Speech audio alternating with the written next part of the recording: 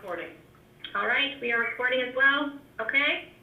And Alder Stoyer, we can begin with roll call. Okay, welcome to Protection and Policy for August 10th, 2020. I am Alder Stoyer, I'm here. Alder Stevens. Present. Alder Vanderleest. Present. Alder LaFave. Present. All present and accounted for. All right, on to approval of the agenda. All right, I would entertain a motion. Do we have a motion? I'll move. Oh, yep. Go ahead. Alder Galvin? Yeah, I'd like to make a change to the agenda. Okay. Well, On item number 9, it says to set, now, hang on, I just had it up, let me go back to it. To set available dates for a special meeting to address a request by Alder Galvin that the city consider taking fluoride out of the treatment process. I do not want to have fluoride removed. I am merely forwarding a request by a constituent who would like the city to consider removing fluoride. So I don't want that attributed to me. right. We can change the wording and get that done properly. Attorney Bunger, can we do that? I mean, we can do that at Yep. I'm not sure that moving it up in the agenda would, I'm confused as to. I'm not, Attorney Bunger, I'm not asking to move it up. I just want the wording to reflect that I am not requesting to have fluoride removed. I forwarded a request from a constituent who Okay. wants the city to consider it. We can address that at the item. Okay, all I mean, right, can I ask something? sure. What about the fact that that item is, we're just gonna be changing the date. We're gonna have a date that we're gonna meet on that. Why can't we just move that up and take care of that right away? There's some people here that are here to listen, so I thought, why don't we just take care of it right now? So Okay, then we would need a motion to amend the agenda so forth, right. as you stated, and then we would have to do a motion to approve it. Well, could we, move that up? Well, I don't know if we can do it before number 1, I suppose. Or we can do it after the first 2, or 3, the first 3. Do it, after, I would have a motion to have it as, item 3 plus or 4, if you will. Just to move 9 after, move 9, to take up item number 9 after item 3. Right, that's my motion. Motion. Go ahead, LaFave. Second. Second by who? Me. Favor. Second by Stevens. Okay, all in favor, please say aye. Aye. Aye. All opposed? Okay, that'll be amended. I'm sorry, that wasn't clear. The motion was by Alder LaFave, seconded by Stevens? Yes, by Stevens, yes. All right, and now we would need a motion to approve as amended. Motion to approve as amended. Okay, by Stevens and seconded by Vanderleest. All in favor, please say aye. Aye. Aye. All opposed? Okay, that passes unanimously. All right, are we ready? 1 second.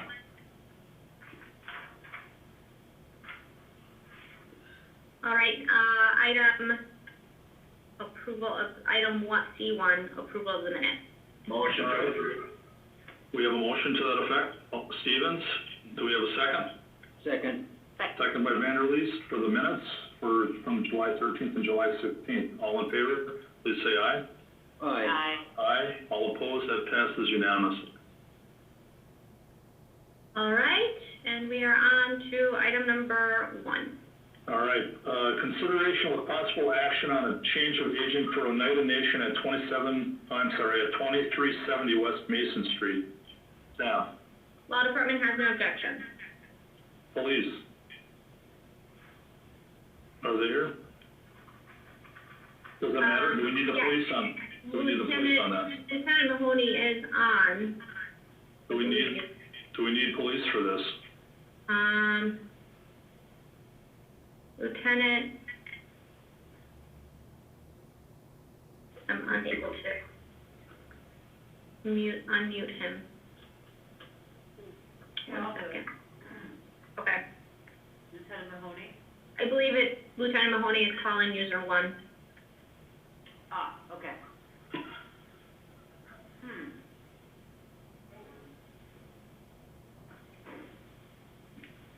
this is Lieutenant Mahoney, can you hear me now? Yes. Yeah. Did you hear our, request there? Yep, I've been hearing everything. No, please concur with law. All right, I would entertain a motion. Motion to approve. Motion to approve by Vanderleest, we have a second by Stevens, all in favor, please say aye. Aye. Aye, all opposed, that passes unanimously. All right, item number 2. All right, number 2, consideration with possible action on a change of agent for Oneida Nation at 2597 West Mason Street. Staff. Law Department has no objection. Police, Please concur. entertain a motion. Motion. Motion by LaFave, we have a second by Stevens, all in favor, please say aye. Aye. Aye. Aye, all opposed, that passes unanimously. All right, item number 3. Number 3, consideration with possible action on a change of agent for Oneida Nation at 501 Packerland Drive. Staff. No objection. Police, Please concur. I would entertain a motion. Motion to approve. Motion by Vanderleest, do we have a second? Second. Second by Stevens, all in favor, please say aye. Aye. All opposed, that passes unanimously. All right, and now we are on to item number 9. All right. Should I read it, Alder Galvin, you want me to read it the way it's stated? I suppose I'll have to do that. You already made your point. Right, exactly. Number 9, to set available dates for a special meeting to address the request by Alder Galvin that the city consider taking fluoride out of the treatment process for the city water. I guess we've talked about this in the past, and we're really looking to set a date in the future, standalone meeting. Attorney Bungert, that's correct? Yes, that is correct. Okay, I've got a couple of dates, and if some other people that are out here want to chime in, that would be fine. I'm thinking a Thursday would work. I don't know if Thursdays would be good for people, because we normally have meetings Monday, Tuesdays, and Wednesdays, so Thursday might work well for me. Is that something that would be amenable? As long as it's not the first Thursday of the month. I have a county meeting on the first Thursday of the month. We won't do the first Thursday. Alderdorf. And we have to make sure we avoid the elections Oh, yeah. meetings, which Right. on Thursdays, and Celestine might have a better picture of when those are. Celestine, are you there? Yeah, go ahead, Celestine. For a second, yes. What's the question again? We're looking at the calendar to try to set up a date for a fluoridation meeting Sure. in the future, and there's a couple of options here, but, we're looking at the schedule, and maybe you could help us with that. Sure. So so the ad hoc committee meeting is meeting, 8/13 and,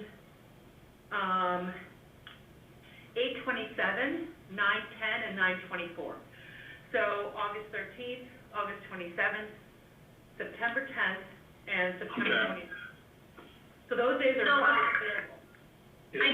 I actually do have some dates that I had communicated with Chief of Staff Jeffries previously that wouldn't conflict with any other committee meetings.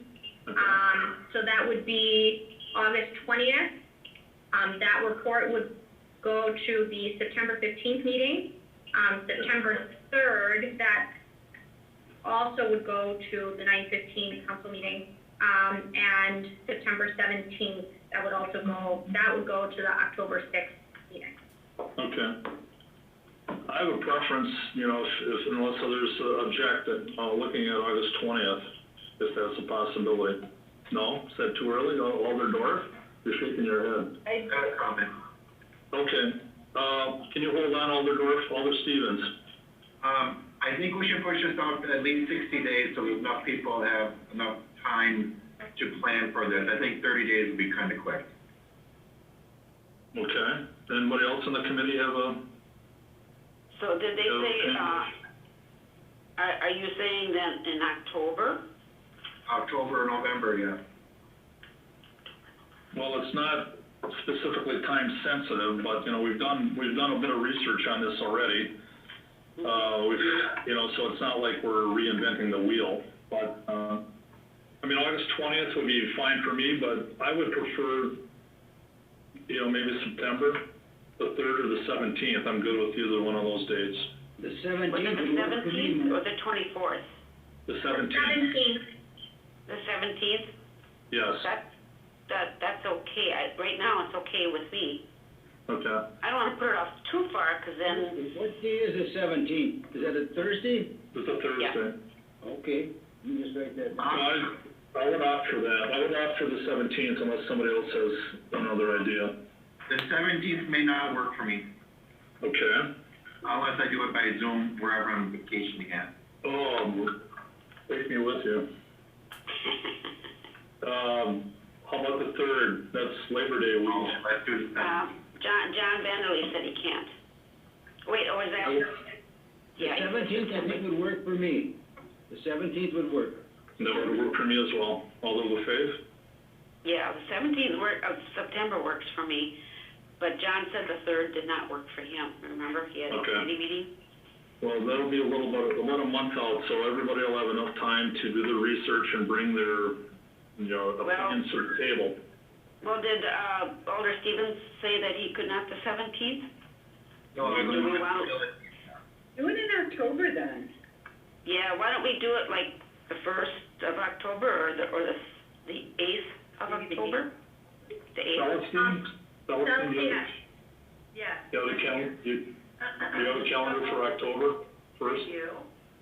The ad hoc committee does not have meetings set for October yet, so, just wanting to also make you aware that, early in-person voting starts the presidential election, most likely October 20th.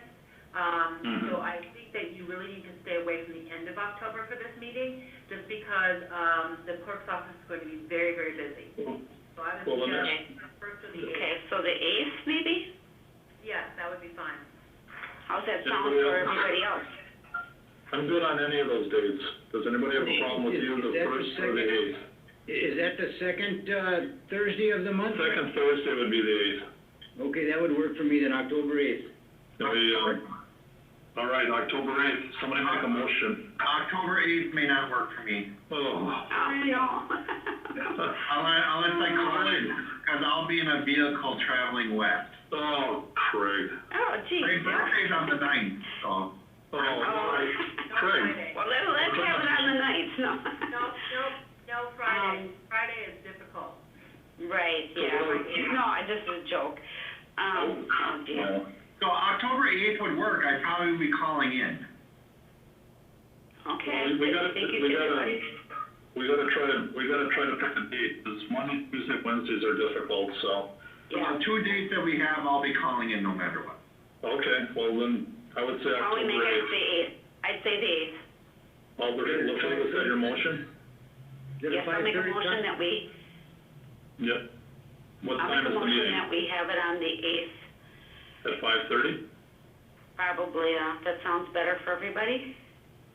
5:30? Okay, okay, so that's the motion, October 8th, Thursday at 5:30. Do we have a second? Second. Second by Vanderleest. Any other discussion? All in favor, please say aye. Aye. All opposed? Whoever's listening in, there's a few of you listening in on this. October 8th, Thursday will be the meeting. You can hear that right now. If you have any questions, contact Celestine Jeffries at the city, or you can contact me as well on the committee. All right? Thank you for that. Alders, to address Alder Galvin's, issue that he raised, we would, Yes. we can do a motion to amend the item to however Alder Galvin would like to amend I have a it. question for all the Galvin. Go ahead.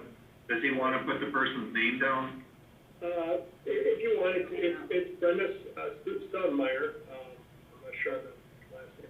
Yeah, As a recommendation, it could be, the motion can be amended, or the item can be amended to read to set available dates for a special meeting to address a request by Alder Galvin filed on behalf of constituents. yes.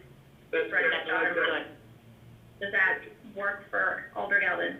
Attorney Bondard, exactly what you said. Okay. And do you have the spelling of her name, Attorney Munger? Yeah, we have it. All right, well, can you read it back then? Yeah, so that would be a motion to amend this item to read quote, to set available dates for a special meeting to address a request by Alder Galvin filed on behalf of a constituent, Brenda Stoudemire, that the city considers taking fluoride out of the treatment process for the city water. Okay. I'll make a motion. Okay, Alder Stevens made the motion. Do we have a second? I'll second. Second by LaFave. Any other discussion? All in favor, please say aye. Aye. Aye. Okay, that passes unanimously. Thank you, Alder Galvin, for your input. Sorry about this. Well, Thank you it's much. okay. You can go back to your notes now. Yeah, I am. All right, we are on to back to item number 4. Okay, number 4, consideration with possible action on the communication from Alderdorf to research and create a fair housing ordinance for the city of Green Bay, previously discussed at the July 8th, 2019 and July 13th, 2020 Protection and Policy meetings, Alderdorf. Thank you. I would have reviewed what we had said, and many of us said, let's put this off till September. I wanted it to come in September, and then suddenly the motion came in, it was just held 30 days. And I would really like this held till September. I think we need to give all the elders more of a chance to read it and to digest it. So my ask would be that could we please hold it till our September meeting? Okay. Can I ask a couple questions quick? Yeah, go ahead. Alderdorf, I was just wondering, it talks about a commission. I just want to get this straight. Do you think we would need a commission, as the majority of this stuff would probably be referred on to the feds or the state? Well, it would be referred on. If it came to the city, then it would be referred on. It could be referred on by the commission. I think the reason we wanted a commission was we have no way to keep track right now of anything. Okay. These kind of issues go right past the local level and they go right up to state or federal. Okay. So we really want to capture local. Okay, that makes sense. It's good to understand the trouble that we're having. Okay, thank you. Okay, who's that? Attorney Mather wanted to say. Okay, go ahead, attorney. Go ahead.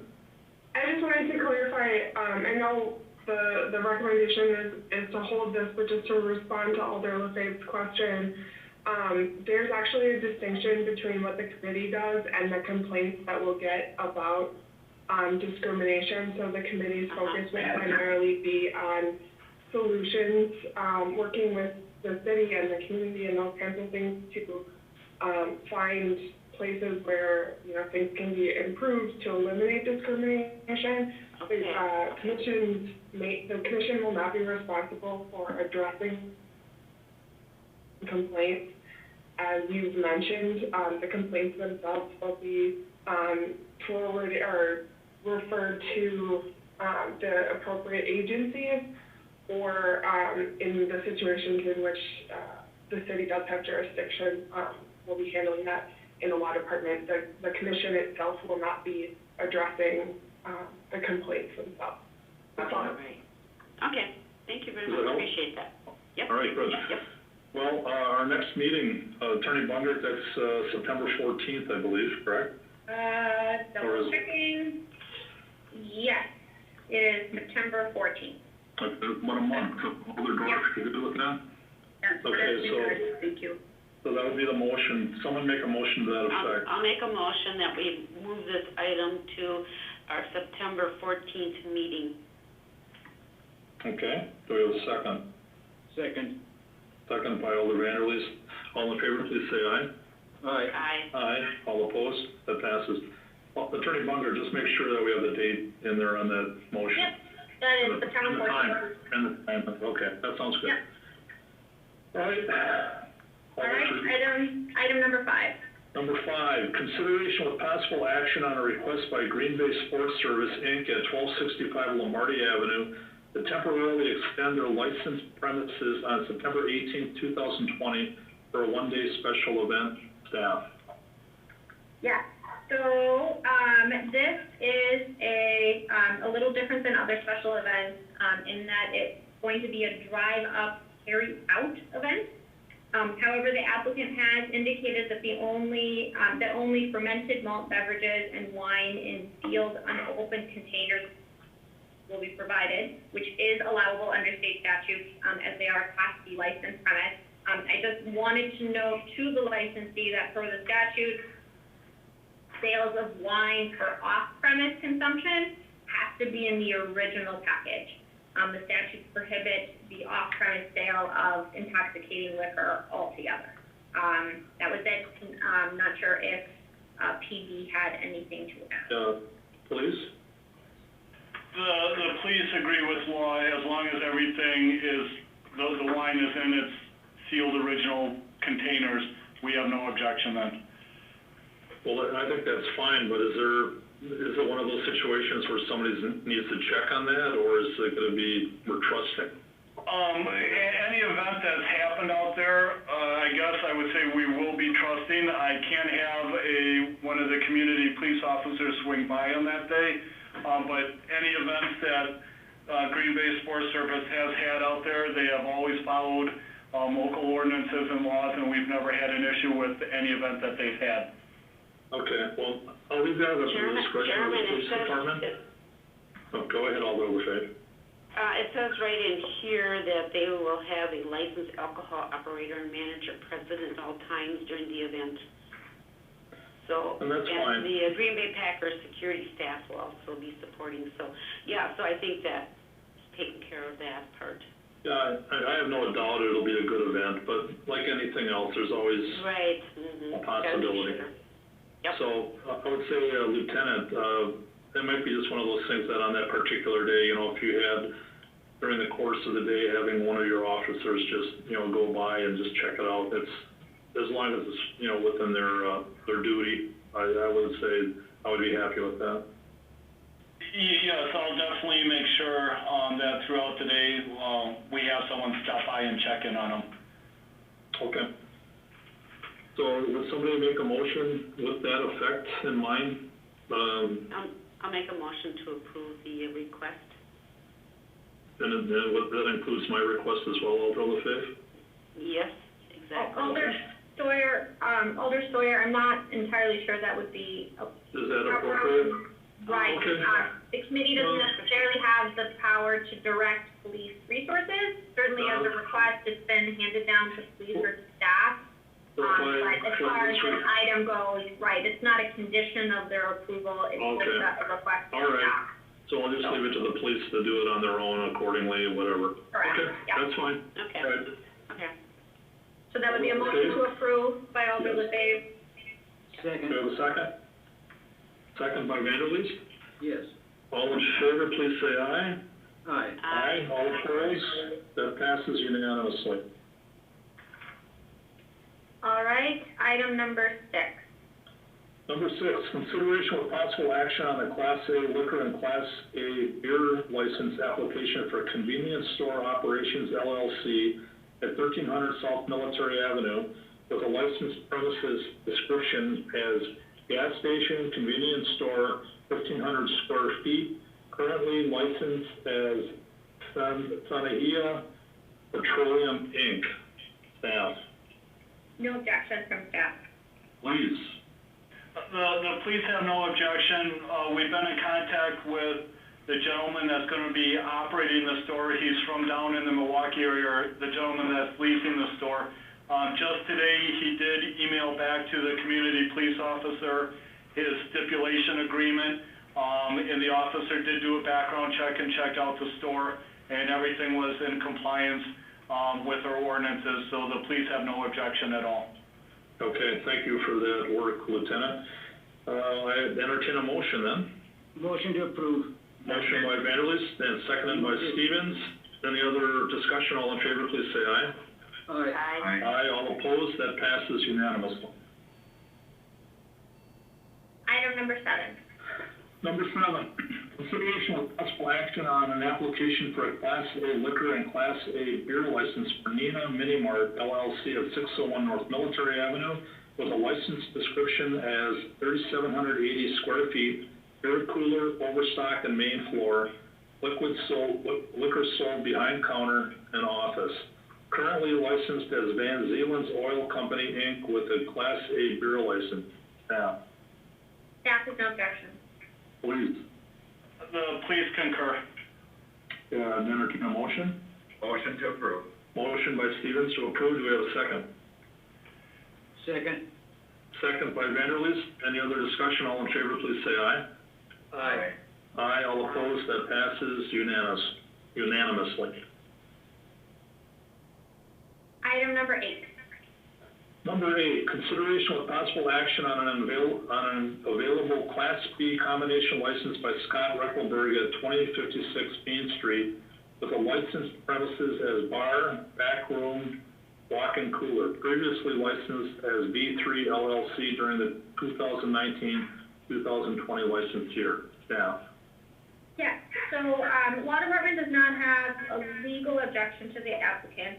We just wanted to note to the committee that in discussions between the applicant and the PD, the applicant did clarify that he misunderstood the form question regarding prior conviction, and inadvertently left those, prior convictions off of his application. He did disclose them to Lieutenant Mahoney in discussions with him, which do include a 2015 OWI second, and a 2009 causing injury while under the influence, and a 2003 battery with domestic modifier. We don't feel that those rise to the level of being a habitual law offender because of the amount of time that happened from the most recent offense and the amount of time in between offenses, and the time gap between the convictions, and all of those were misdemeanors. Okay, you said there was an injury though in 2015? 2009. In 2009. There was an act, 2009, there was a conviction of causing injury while under the influence. And was there any result from that you found? Any result from that? The injury? I do not know. Have that? Okay. I don't know that. All right, police? Yes, I did speak with Mr. Reckelberg over the phone, and as Attorney Bungard said, he misunderstood the application.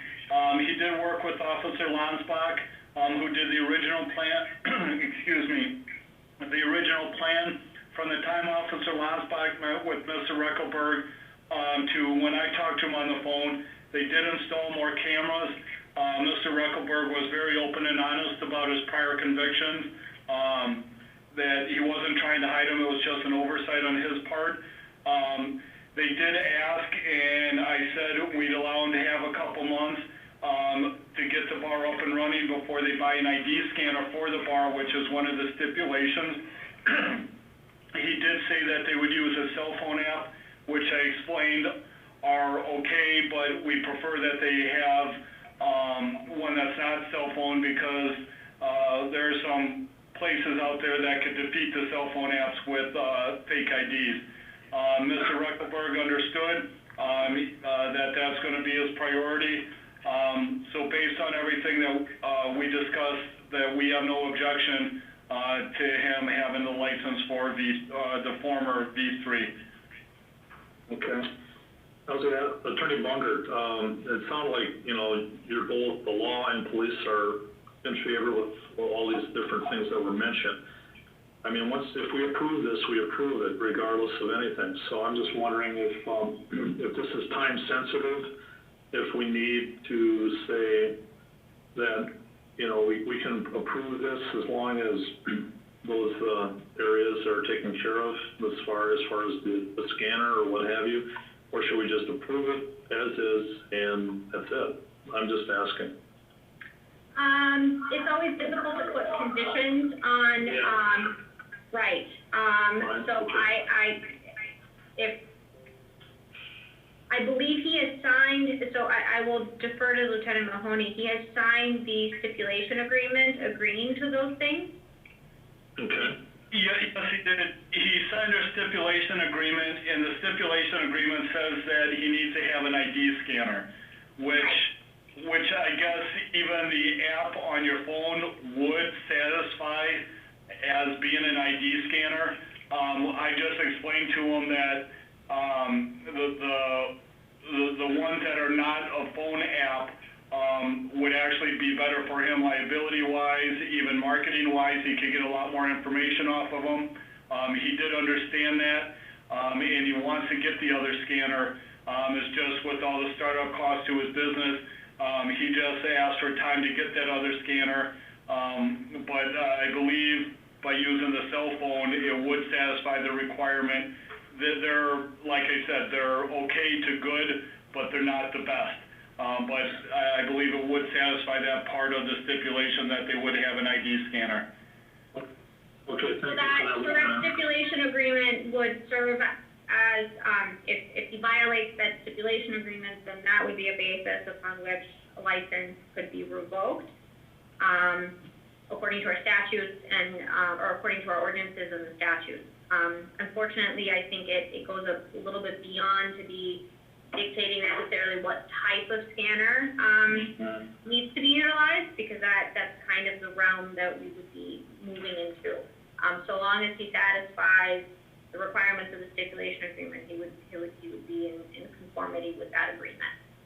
So all we have to do now is just approve or not approve, period. Okay. Can I ask All right, a question? committee? Yeah, go ahead, Alderman LaFave. Is he going to be bartending, and it's my understanding that those who bartend cannot drink while bartending? That is not, a statutory requirement. I think that was something that was explored by the committee last year. However, it's entirely up to the business owner, or the licensee, as to whether their staff and employees are allowed to drink while working or while serving. Mm-hmm. And this gentleman will be serving, right? That I do not know. He will be the licensee, so he will be the person that holds the license, the liquor license. Yeah, So whether he will be serving or not, reservations. Yeah, I have a little reservations if I know he's been, like you said, sober or whatever, no problem, Right. For a couple of years, but when you're around that situation, it's not Right. good. I have reservations on it, but yet I don't want to limit somebody an occupation either. This is Lieutenant Mahoney. I can tell you on his stipulation agreement or the security plan that we went over with him, he advised that all employees there will have a Green Bay bartender's license, and he listed off the 3 employees that would be having the license. So it would be my understanding that they would be the primary bartenders. He is not going to be the bar manager. A separate lady is going to be the manager. It's just Mr. Reckelberg, as Attorney Bungard said, would be holding the license. Okay. Yeah. Okay. All right. All right, unless there's any other discussion, I would entertain a motion. Motion to approve. Motion by Vanderleest, do we have a second? Second.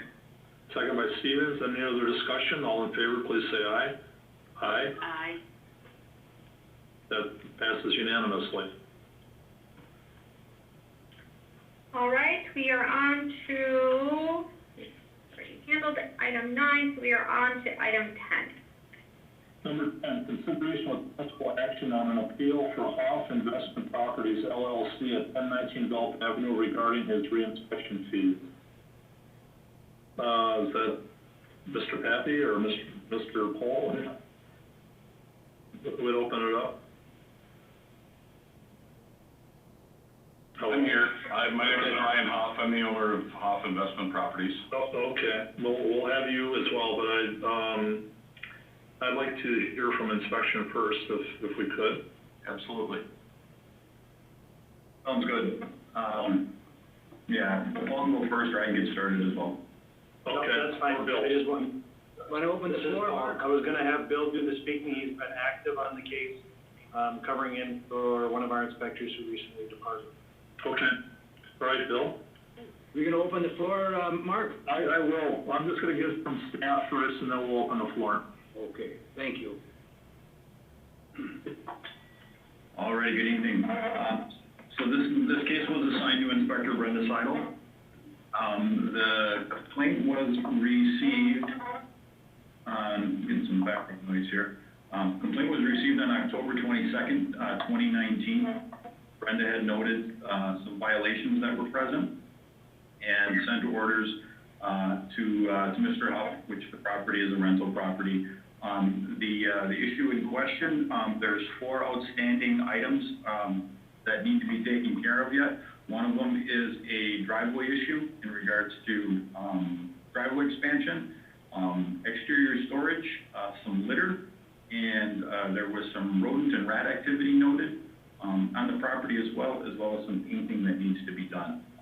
During the process of the inspections, and if you haven't received the packet, I can bring up the photos and show you the reinspection, photos that were taken. Issue in question is the issuance of, I believe, 4 reinspection fees. Total of 5 of them have been issued in total, 1 of them has been paid, and there are 4 outstanding reinspection fees.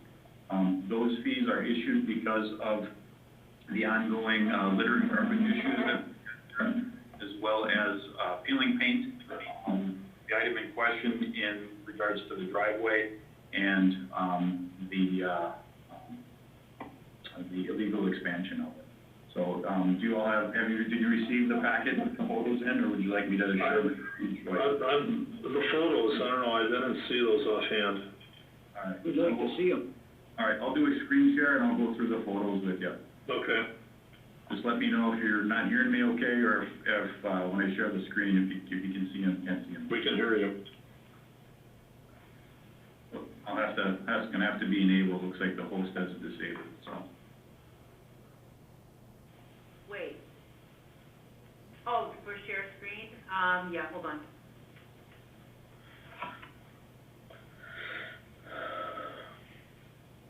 Okay, Bill, you can share screen. All right, thanks, Celestine. You're welcome. All right.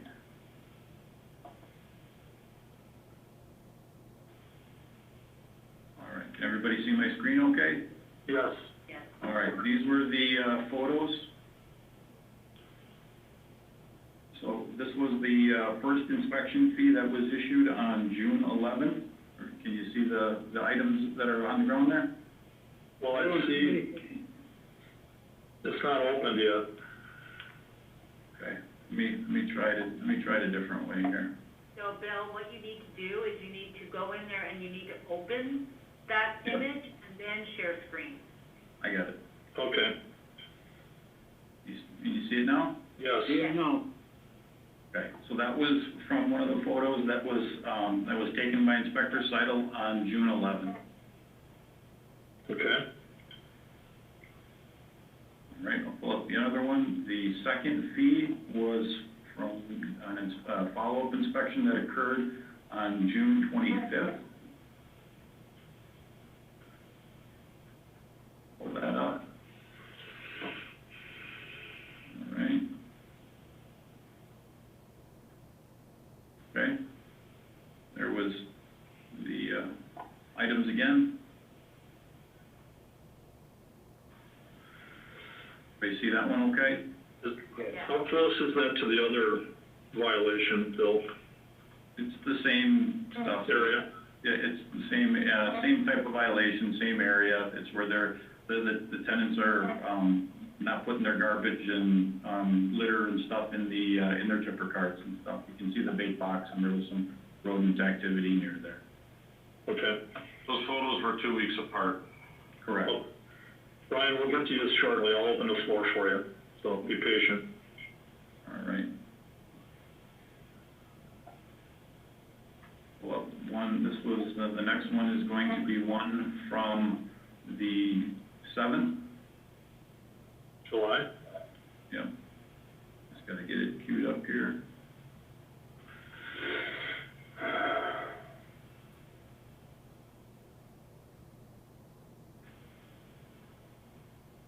All right, this is their fire pit area. This was a lot of litter and debris that the tenants are burning in their fire pit, right in the back of the property. So once again, kind of an ongoing litter and garbage issue. That was noted by the inspector. Good. You see that one okay? Yeah. Okay. Next one is going to be from the block cleanup that was conducted.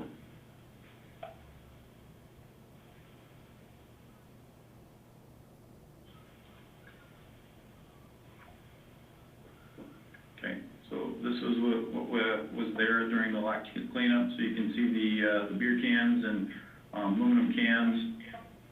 Items along the garage were cleaned up and removed as well. Chairs are an interior design chair, so those can't be stored outside. What date is that? This was on the 13th of July. Is there any idea, how long that litter was out there or not? I suppose not. Difficult to say, but the litter and garbage storage issues have been ongoing. Like I said, we received the initial complaint in October 22nd of 2019. So orders were sent out at that time. So the issues have been ongoing since that time. I met Mr. Huff on site. His sounded like the big concern was in regards to the driveway. There's been some, the driveway expansion looks like has occurred over the years, specifically along would be the north section. He put down some crushed, some asphalt and stuff recently.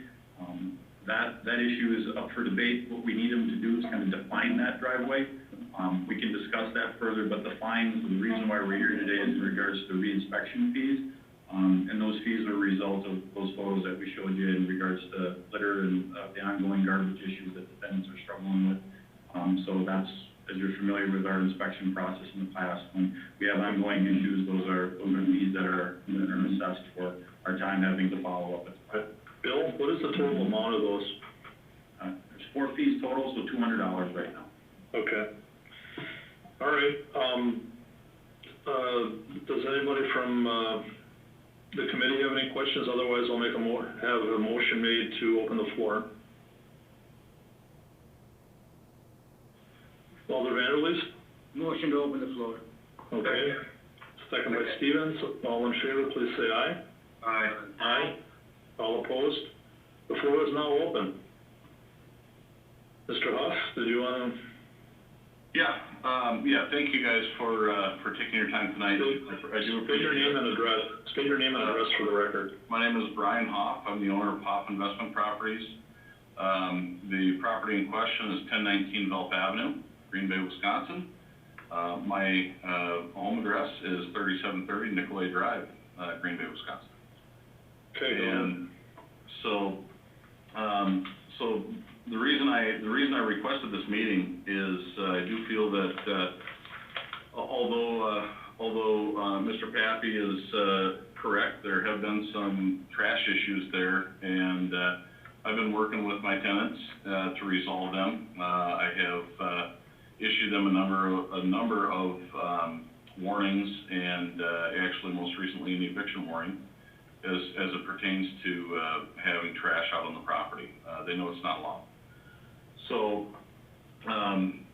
getting back to the premise of why I requested this, and digging a little bit deeper into this, I do feel that Ms. Seidel, who is the inspector, has been far overstretching and overreaching her authority and her boundaries, including and going into even theft. Okay. You guys saw the pictures of the chairs that were sitting out there. Most recently on, was it July 13th or 14th, the city was there and they stole those chairs. They stole that piece of countertop and some of the wood. Now, okay, my tenants are 20 years old. They can't afford a $1,000 patio set, so they're gonna make do with what they gotta make do with, okay? And that stuff was stored properly on a patio next to the garage.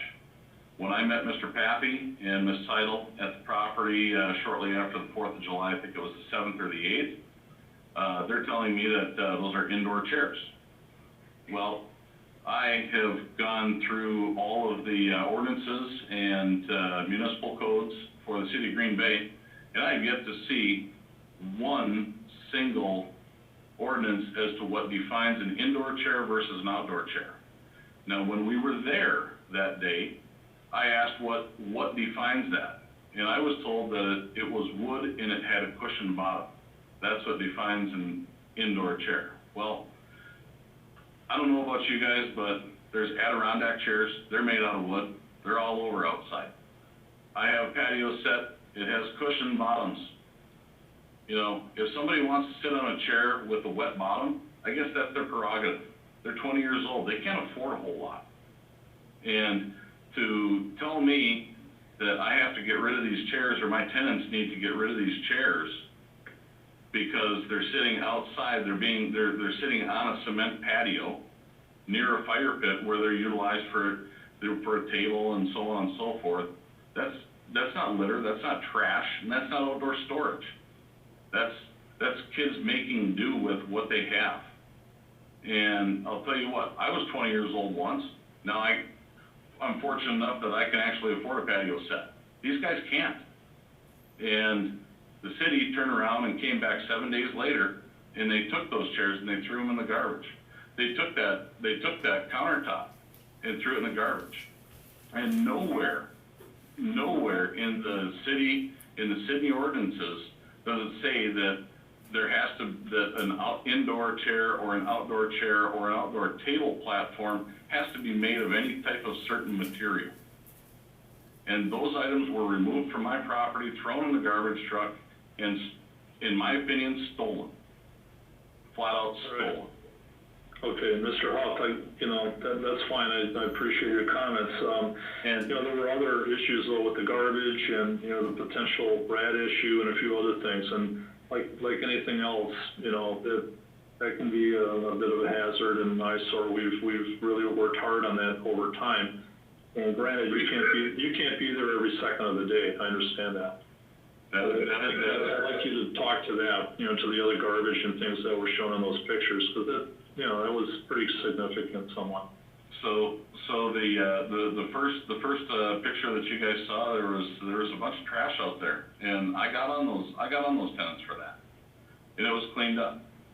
And the second picture that Mr. Paffey showed that none of that stuff was there.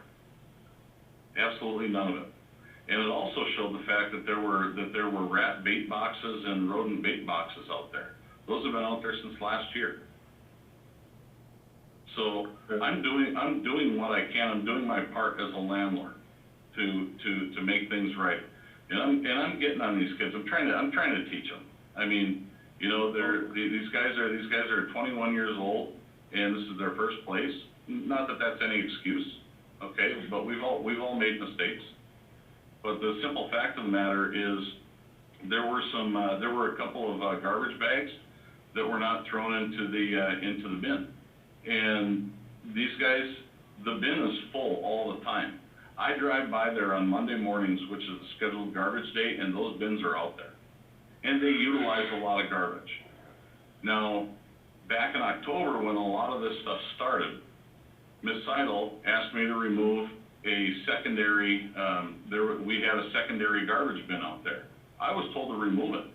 Otherwise, there was going to be fines issued by the city. So we removed it. And then all of a sudden, now you have no place to store trash. She also told my tenants that they're not allowed to store trash inside the garage.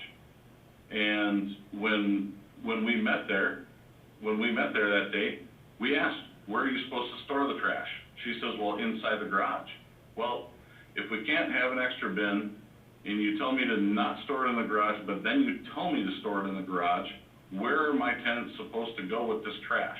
It was stacked right by the trash area. I mean, really, what is a person supposed to do if the waste canister isn't big enough for that week's worth of trash? How many tenants are in the building? Currently, I have 3 tenants in there. It used to be an upper-lower, and when I purchased the property, mind you, I just purchased this property last year, February. So I'm just over a year into owning this property. So a lot of this stuff I'm learning as we go. It's my first residential property. Yeah. Well, I think, in the big picture, and I'm learning. Oh, I'm sorry. May I finish? No, so what I'm saying is, we're being told one thing, both I and my tenants are being told one thing by Ms. Seidel, and then she turns around and then she tells us that we're not supposed to do that. And that's creating a lot of confusion as to what we're really supposed to be doing there. Secondly, I've never been told why the property was turned in to begin with in October. Everybody tells me, I have it in an email, that this is an anonymous tip and stuff like that. This is all stuff that sits in the backyard. There's only one person that can see it. There are no homes anywhere to the west of me. The city owns those. There's 3 lots that they own between my property and the gas station.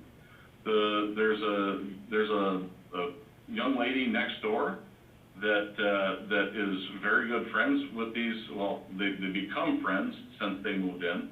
Is friends with them, and she's certainly not going to be turning these kids in. And to the backyard, there's a 6-foot-high fence. So I keep being told, oh, well, these are just random complaints that come in. Well, I'd like to know where these complaints are coming for, and I'd like to know what the complaint was when it originally started, but nobody can tell me. Well, there are many times where people will complain, neighbors will complain. We have, as alders, we get complaints many times, with neighbors leaving trash and that. There's always the fear of retribution by some of these folks. They're afraid to put their name out there in case somebody might come back at them. There's a little bit of that. I was just gonna ask committee, anybody on the committee have any questions for Mr. Hoff? Just make one notation, Mark. Yes. If he's got an overflow of garbage, I think they can buy a steel garbage can and store it in their garage. If there's an extra overflow of garbage, they can put it in that steel garbage can till the next week and then put it out. I think that, there's no law saying you can't have a steel garbage can inside your garage and put a little garbage in it. In other words, if they're having a problem with that, you're having too much and then just throwing it on the ground, I think they should get a couple steel garbage cans with covers, and that will eliminate the problem as far as when they have an overflow. It's pretty simple task, just to get a couple garbage cans. If you got too much garbage, put it in the garbage cans till you get the next week. And then you won't have a problem with anything sitting around. Mr. Vanderleest, I totally agree with that statement, but we were told specifically by Brenda Seidel not to have an extra canister on site and not to be putting it in the garage. We were told that specifically. I was gonna ask, okay, Mr. Huff, hold on. Paul or, Question, but I have a question. extra nuance to it. So this is certainly a type of development we'd like to encourage. who is this? Just wondering if there's a way, for possible future developments that kind of allow a little Who's bit of speaking? Sorry, hello? flexibility in this particular Hello? area. Someone doesn't have the ability to Step speak. of having to go through it for. Hello? Mute everybody? I don't know if that actually makes sense, Listen, All right, so,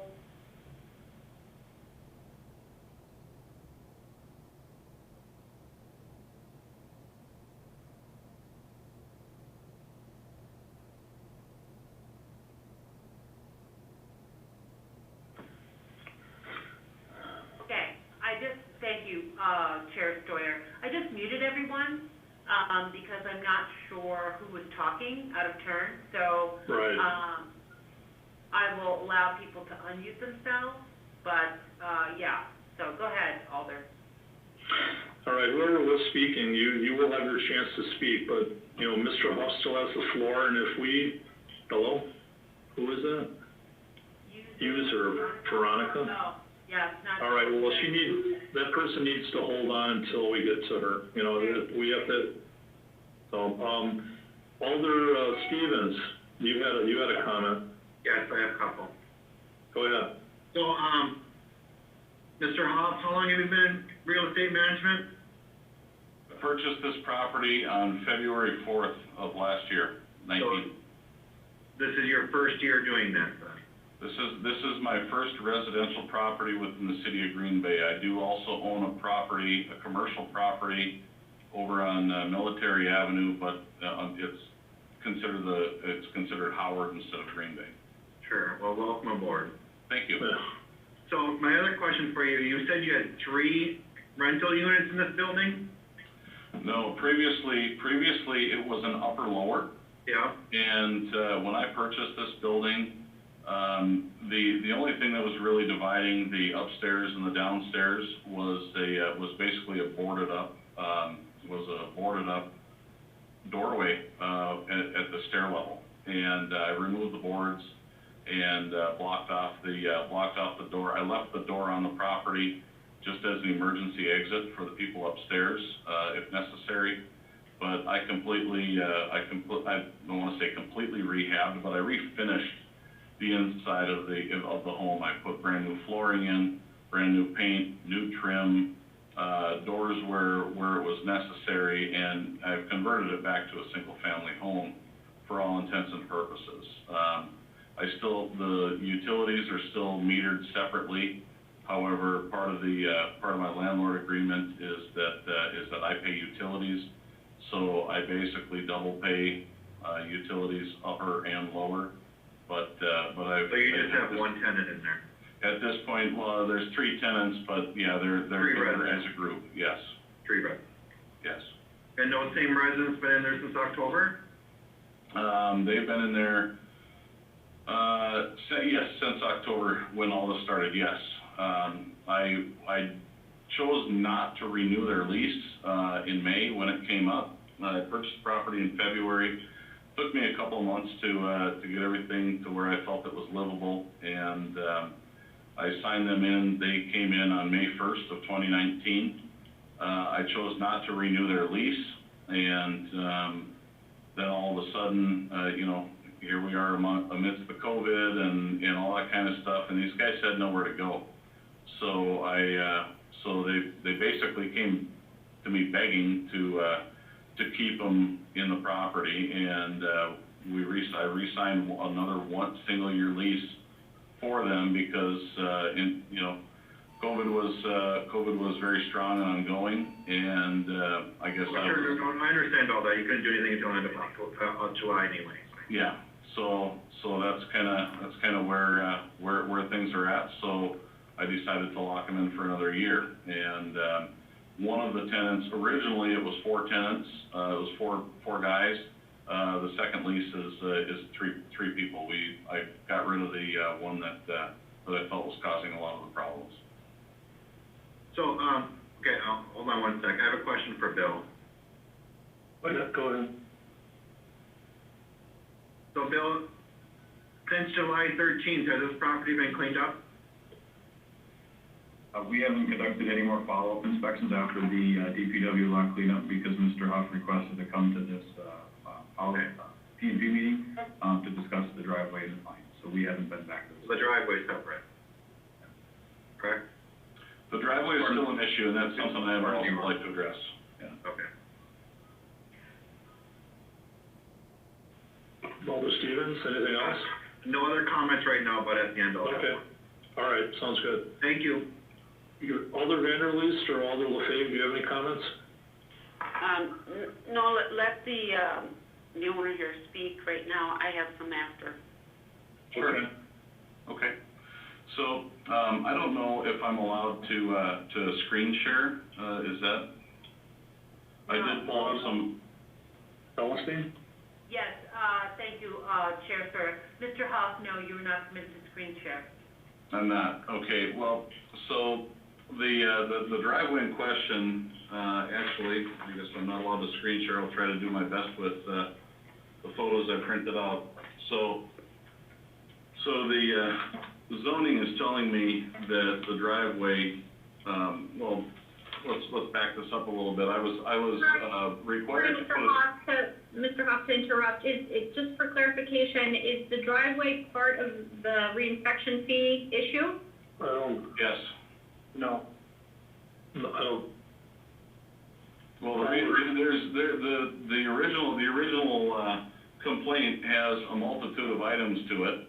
Right, but the reinspection, what you are appealing today is the rescinding, you're appealing the reinspection fees. So you are asking for those reinspection fees to be rescinded, not appealing any of the orders, or I'm appealing the orders. Right, but not for this item. The appeals of the orders go through a different process. That's That's That's not not what you're told. appealing here. The appeal here, specifically, the agenda item, is just your reinspection fees. Okay, so. We're just simply asking the committee to rescind the fees for whatever arguments you are presenting to the committee. Okay, That's so what we have. my question to you is, Discussion of the driveway would be out of where do order. where do I appeal the driveway? Because the reinspection fee has to do with the driveway. It's all listed on the same order. I would defer that to inspections as far as what his next steps are for appeal. Paul or Bill, could you help on that? I can comment on that. This is Paul Van Kelster. The orders that went out, there were, Bill could correct me, 3 to 5 things that were on the orders. Litter is one of them, peeling paint's another, and the driveway is another.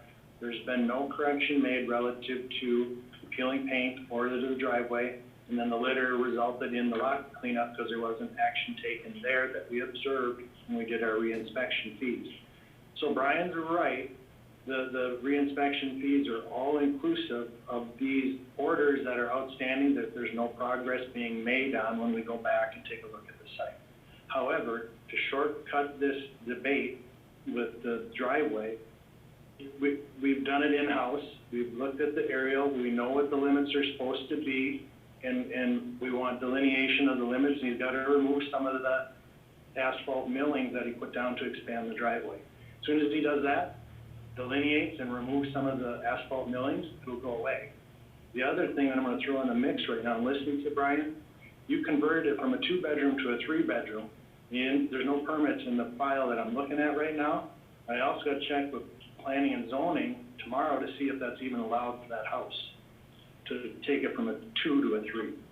So there's another issue that got compounded here tonight.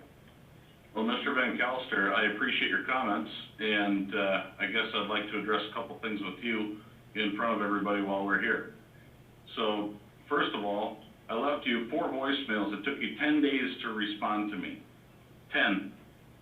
Okay? When I was having issues with Mr. Pappy and Ms. Seidel, 4 voicemails, 1 email in 10 days before I finally heard from you. Okay? So, now secondly, you want to talk about this driveway, and you're telling me that you have pictures. If I was allowed to screen share, which I have the photos printed right here, you're telling me that once I correct this problem, you're asking me to do something that this house has been there before you or any of us were within the city of Green Bay. This house has been grandfathered in. It is a gravel driveway. It always has been, and according to the city, a maintained gravel driveway is legal. It has not been expanded. You can see that on the aerial photos. You are requesting me specifically to shrink the driveway, which is a safety issue because the city put a roundabout in front of the house. My tenant cannot back out of this driveway when you have constant traffic back and forth on Gulf Avenue. That was the doing of the city. That was the doing of the city by putting that roundabout there. Mr. Huff, could you hold on a second? Sure can. Attorney Bungard, again, getting back to the point, we're looking at just the fees here. Correct. Now, with the talk about the driveway and the fees on that, is that complicated at all in your mind's eye, or can we just look at? We're not looking into the veracity of the orders, whether the orders need to be amended or changed or revised or. Just rescinded. It's just a matter of the fees. That is what is in front of the committee today. Okay. If I recall right, these fees are based on everything that we're seeing, not just the trash. So, and any amending of the fees does not undermine the legitimacy of the orders and their effectiveness. That is handled, I believe, through our prosecutor. I'm not sure at what stage those orders are, and if they've risen to the level of citation. I don't know where we are with that, but that is handled through the law department and the municipal court. So that's beyond the threshold of the committee today. It's just a matter of either amending or rescinding the fees. And the fees that were instituted are just for the work that inspection did, going back to check on this. So it's not a matter of, some folks think it's a fine or a citation. It's more or less inspection fees. So it's not, Mr. Huff, it's not like, oh boy, you have a citation here. It's more or less the work that they put into it to go back, check on the various issues that you had there. So that's one delineation I think that you need to know. I do understand that, sir. Okay, so it's not like, okay, well, we have an issue here, get it cleaned up, all that type of thing. We're looking at just the fine, not the fines, but the fees themselves of the inspection department. So what, can I you can add one more thing here, and then we're gonna have to kind of get back to committee. That's okay, this pertains to it. So not only are there, not only do I sit with, 1, 2, 3, 4 inspection fees in front of me, but I also sit with a, bill for $411 for lot cleanup. And it's lot cleanup for items that are not defined by the municipal code, that they came and they stole from my property. They stole it, okay? That's not cleaning up. The city and the municipal code does not define what's classified as an indoor chair versus an outdoor chair. They stole firewood, for crying out loud. These guys had a fire that was pre-built in their fire pit, and they were using a broken TV tray, which is wood. It burns. They were using that for kindling. They had it all ready to go, ready to light. There was some cardboard in there, and the city came and took it. They took logs, for crying out loud. This is how ridiculous that this is getting. Well, Mr. Huff, I've got situations even in my district where people have used construction materials in a fire pit that was too close to a fence. I mean, this fire pit too, is it far enough away from the fence? And then it's 25 feet from anything. Okay, because I think the ordinance says 30 feet, but that's another story. Or 30, it could, you know what, I'd have to go measure it, but. I'm just saying that, a lot of folks kind of stretch it a little bit in the city. So don't, we've heard this before many times. Paul, can I ask you, the materials were taken, okay? So what is your take on that? And then we're gonna have to get back to committee. I'm gonna defer that to Bill, because Bill is more Bill? aware of what was taken and what was there. Can you explain, Mr. Huff's allegations on that? Right, so based on the photos, I wasn't there for the lot cleanup, but I was there, I believe, on the 7th with Brenda. And the items, I saw the items in question. That would fall under Chapter 28 of our public nuisance, exterior storage, ordinance violation. So when we issue our orders, Chapter 28 covers that, and we spell it out in the orders in regards to litter and exterior storage. If it's of something of value, typically those are stored, anything of value are stored inside a garage or inside the residence. Well, was Mr. Huff aware of this in your mind's eye ahead of time, that he knew this was coming forward? From my review of the case, Inspector Seidel did give them notice, and plenty of notice, and followed up multiple times to allow them enough ample time, and spoke to the tenants on several occasions.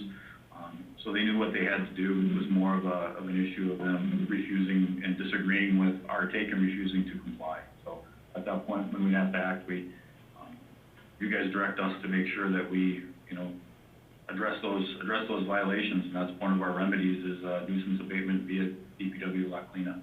Okay. All right, Mr. Huff, I think we've heard enough here. We're gonna have to go back to committee. I have a question for Mr. Huff. Okay, go ahead.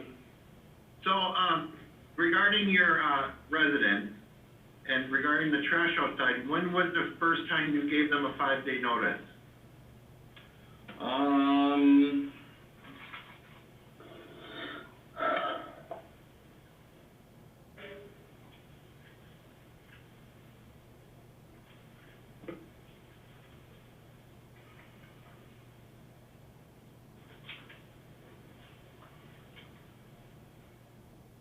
First notice that I have given those guys was that was a police call notice. And, So all I'm worrying about is the trash, no, please call it up. well, I'm looking for it. That, it's very possible I did that as a verbal notice, I don't have it in my folder here. But it's very possible that it's a verbal notice, and that would have occurred as immediately, following the, letter from the city. Oh. I don't have the information to give to you accurately right this second. I would have to, I'd have to dig through some text messages or additional folders to answer that properly. The reason why I ask you these questions, I don't know if you're aware, I also do property management. I've been doing it for 20 years, so, you know, written notice is very important when you give it to a tenant. You know, that's how to do it, you know. You can't do a verbal because that doesn't stand up for anything. Well, unfortunately, you know, a lot of the younger generation tends to communicate via text message, and I have text message threads with pictures, Sure, yeah. of the trash, telling them that it's not allowed and it needs to be removed immediately. And like I said, I would have to dig through those text messages, but it would have happened very shortly, after I received the letter. Well, Stevens, anything else? Yeah, I'm on the fence, so. Yeah, well, we gotta move along here. Yeah, move on. All right, thank you. Okay, anybody else? Otherwise, I would have a motion to close the floor. Motion to close the floor. By Stevens, do we have a second? Second. Second by, LaFave. All in favor, please say aye. Aye. Aye. All opposed? All right, committee? I have a couple questions. For? My main one is, well, this is kind of general. I want to know why they were not allowed to have a second garbage bin. We probably have people in the city that have two because they have large families. You tell them you can't have it, and then you fine them because they have no place to put their garbage. To me, that sounds ludicrous to me. I'm sorry. I think if you need two bins, you're allowed to have two bins.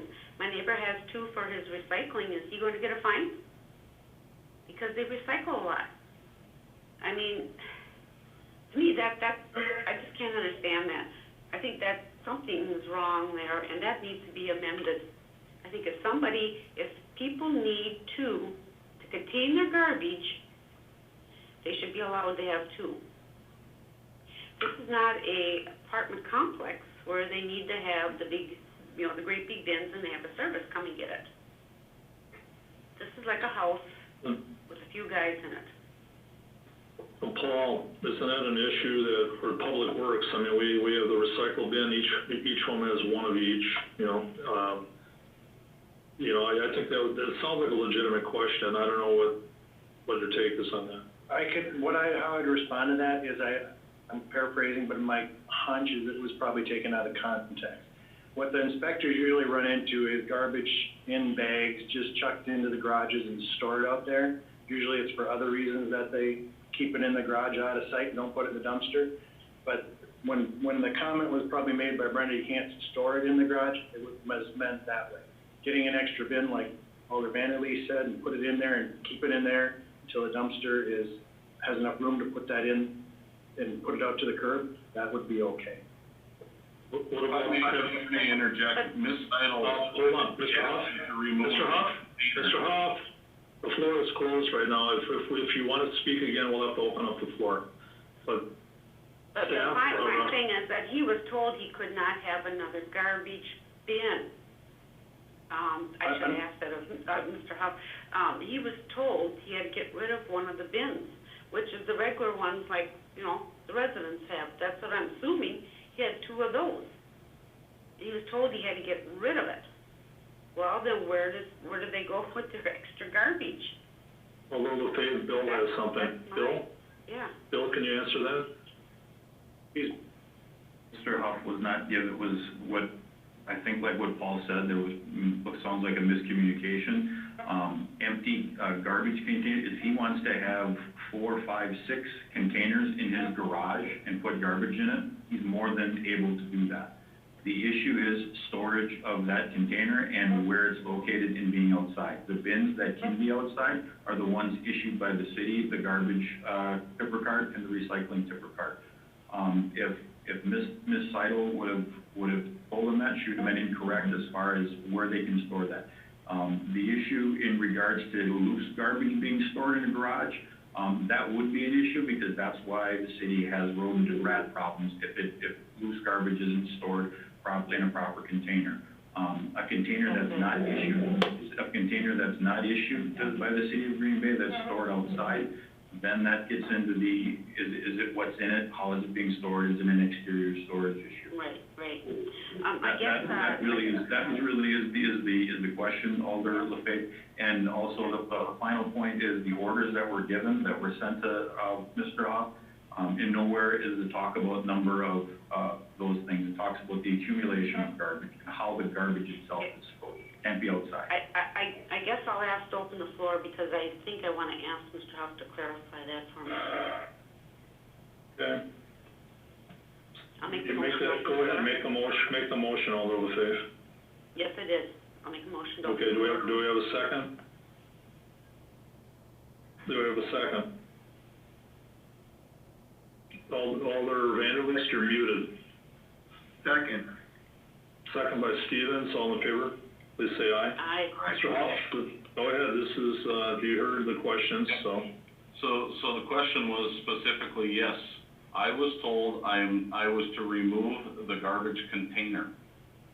I was told to remove the garbage container from the property. I did so, I personally did that and threw it away because I was told it was not allowed. And at that point, I was also told that there is to be no trash stored in the garage. So my tenants are not storing trash in the garage, and there is no additional container for them to store it in.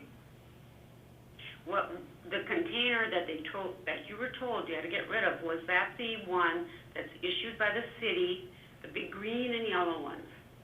No, ma'am, that was a store-bought, garbage can from probably Menards or somewhere. It was a standard, just run-of-the-mill trash can, not a city-issued trash can. See, the issue might be that you can't put that out for them to pick up because they have to have the issued ones from the city for them to pick up. I don't know if that was the issue.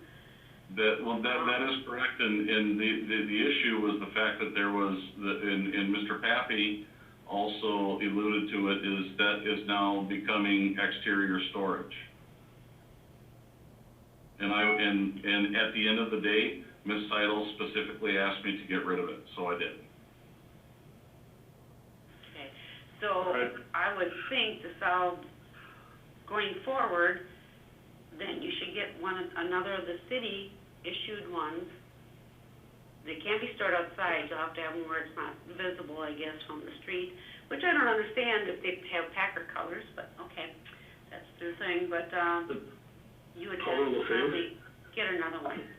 Alder LaFave, I was under the impression that we only could have one each per unit, is that correct? Anybody? Staff would have to answer that question. Yeah. I thought each residence was allowed one recycle cart and one garbage cart. That's my understanding. Anybody? Paul? I'm sorry, I don't know that answer. That's in Public Works, that's what my understanding was one of each. My neighbor, no. Someone else had issues with, didn't have enough room for their, recycling, and I forgot who I talked to, and they said they can buy another one from the city. My neighbor has two for his recycling. He has one garbage bin, and he, if he needs more room, he asks for us, because we don't generate much garbage. So, but I don't know about the garbage bins, but I believe that if there's an issue with some residents, they have big families. They have to maybe have two, because we don't want this garbage just sitting out like this problem here. We want to, nip that in the bud. It should be those who need them should be allowed to purchase them. Oh, okay. Well, there's So that's something we have to, with DPW? Alder LaFave, yes, that's with DPW, and like I said, we have to get back to Sure, the rescinding, period. okay. We can't, Okay, we're going I just wanna, off I need clarification on what happened with the bins, what it was, okay? All right, So I would think we have enough. say, yeah, I would say, make a motion to close the floor again. okay. Do we have a second? Second. Second by Vanderleest, all in favor, please say aye. Aye. Aye. All right, I think we have enough information here.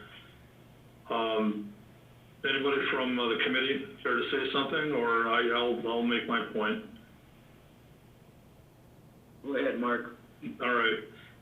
Well, we've had issues like this in the past, and like I said, the city, I was gonna say, Mr. Huff, the city is not vindictive, I think, as you might think on this. They're doing their job.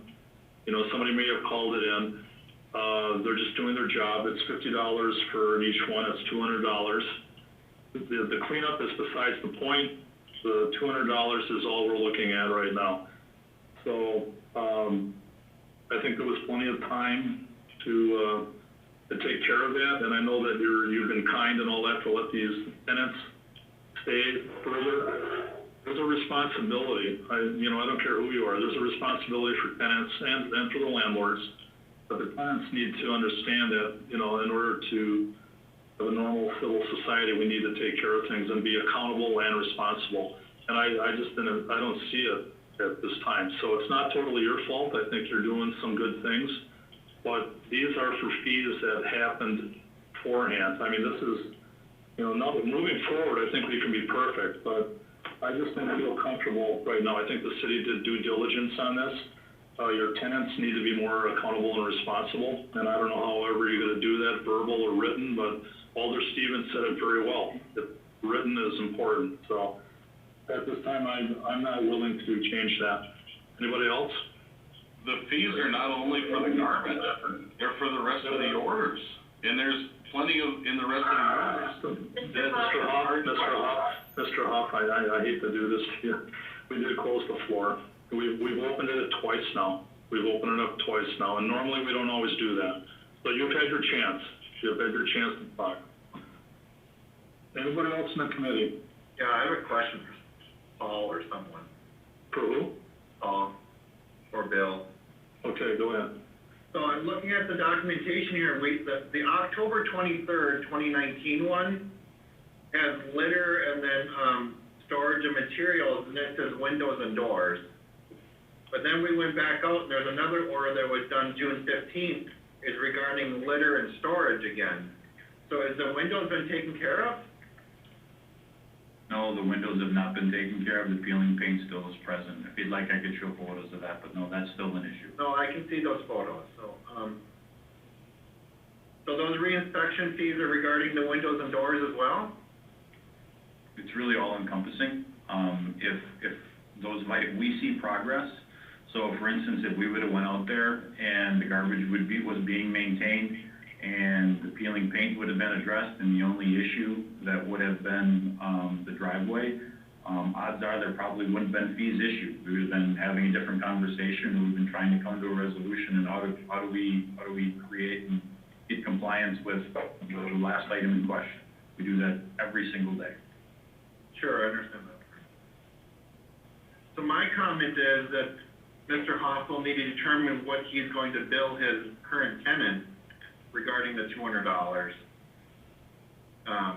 Mr. Hoff has every right to pass the dollar on to the tenant because, majority of it is trash. It's the responsibility of the resident.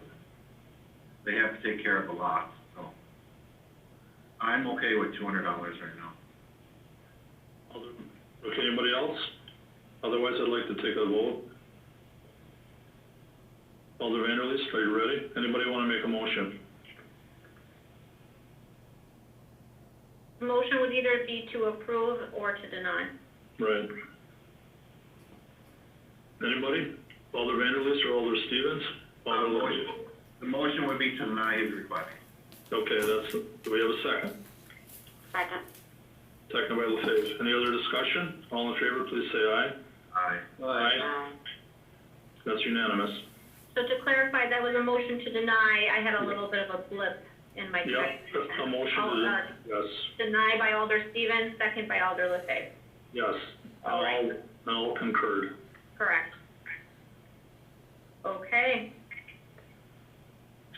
All right, we are on to item number 11. All right, 11, consideration with possible action on a request by Alder Burnett to refund the reinspection fees at 2468 West Point and for the city to appeal to the federal government to allow for the property owner's shed to remain. Previously discussed at the April 27th Protection and Policy Committee meeting. I see that Alder Burnett is here. Yes, sir. Go ahead, Alder Burnett. Thank you, Chairman. Just want to remind the committee, 3 months ago, the constituent, it wasn't so much looking for a refund.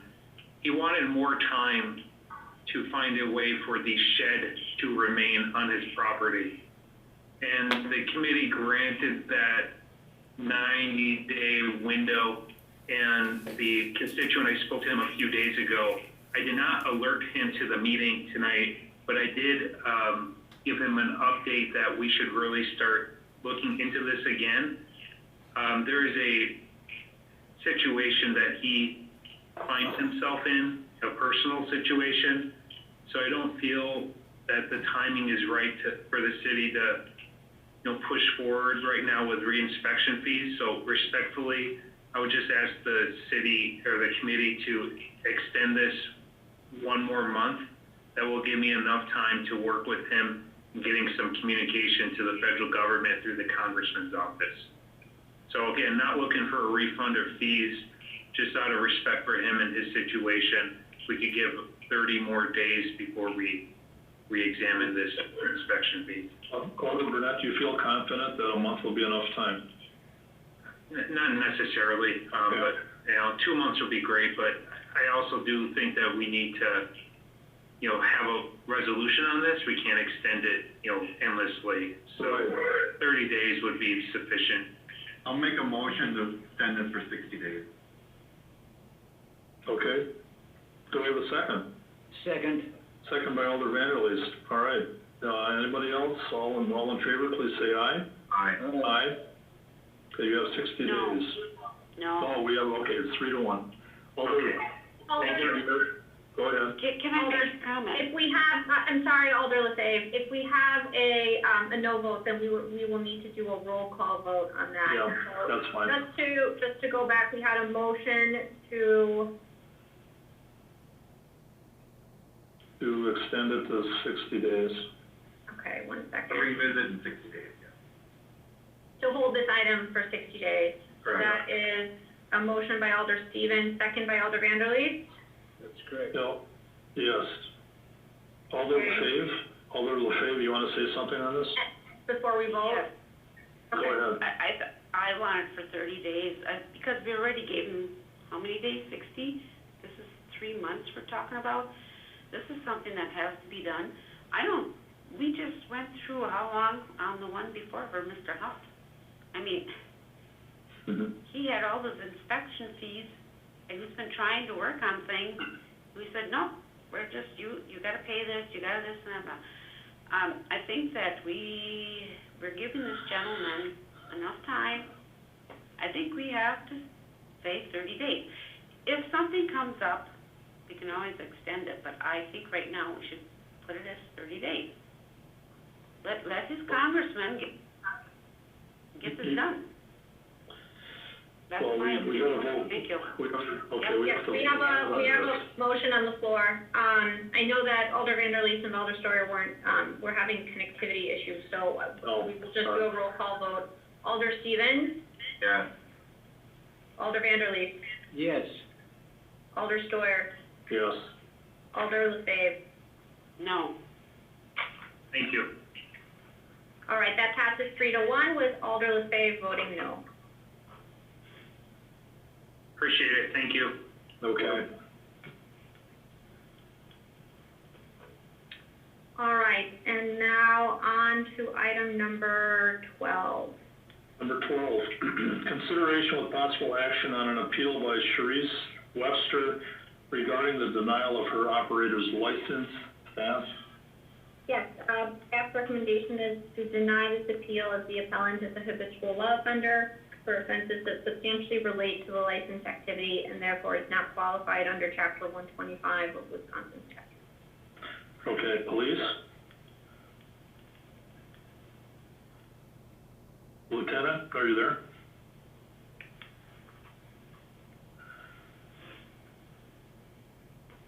He's muted. The police concur. Concur with law. Correct. Okay. All right. Well, we've all had a chance to look at some of the letters here. Committee, do you have any comments? Here. Yes, I believe the appellant is here, okay. so we would open the floor if he has an opportunity to Let's do present. that. Okay. Make a motion, open the floor. By Stevens, do we have a second? Second. Second by Vanderleest. All in favor, please say aye. Aye. Aye. Aye. All opposed? All right, the floor is now open.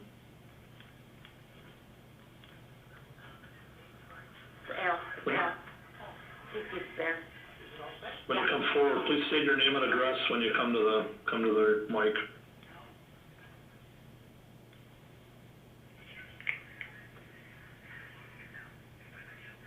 Is someone there? Ms. Webster, if you can unmute yourself.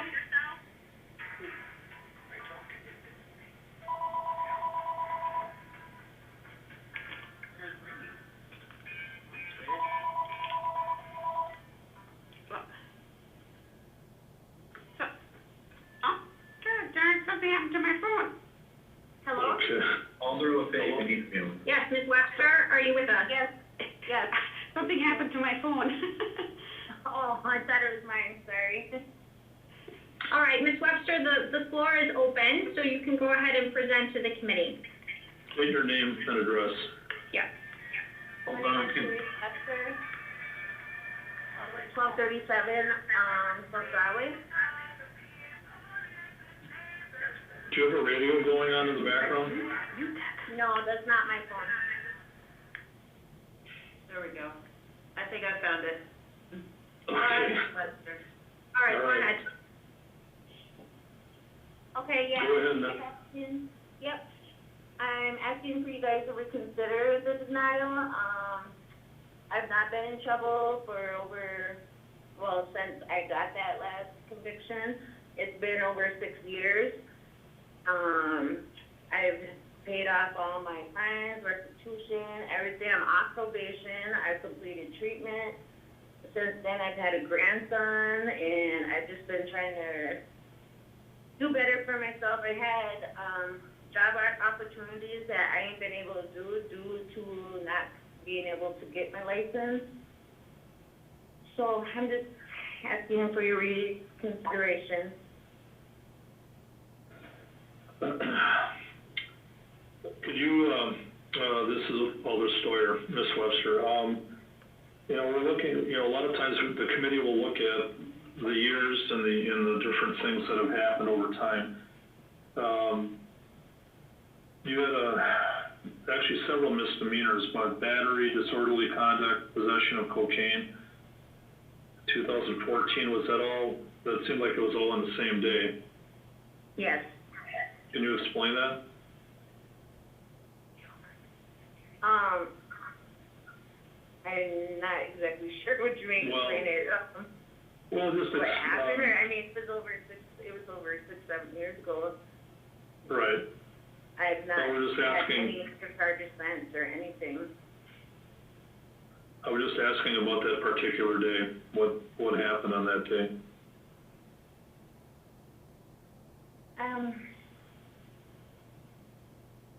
Well, obviously it was alcohol related then, so I'm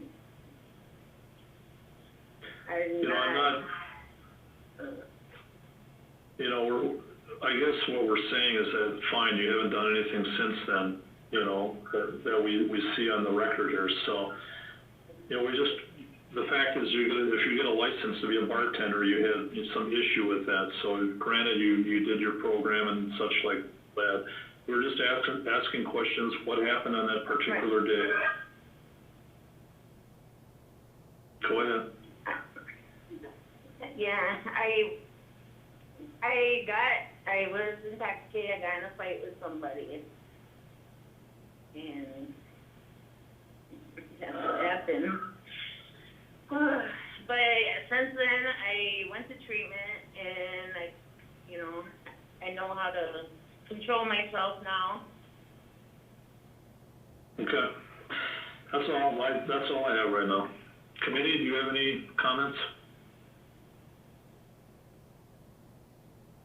Any questions from the committee? This is Alder LaFave. Yes, go ahead, Alder LaFave. I do believe that this has been 6 years, and I do believe in giving people second chances. She went through all the programs. The police are really questioning this? Is that what I'm hearing? Well, they concurred with law department. Alder LaFave, as far as our basis for denial, we go simply by what the statutory provisions say.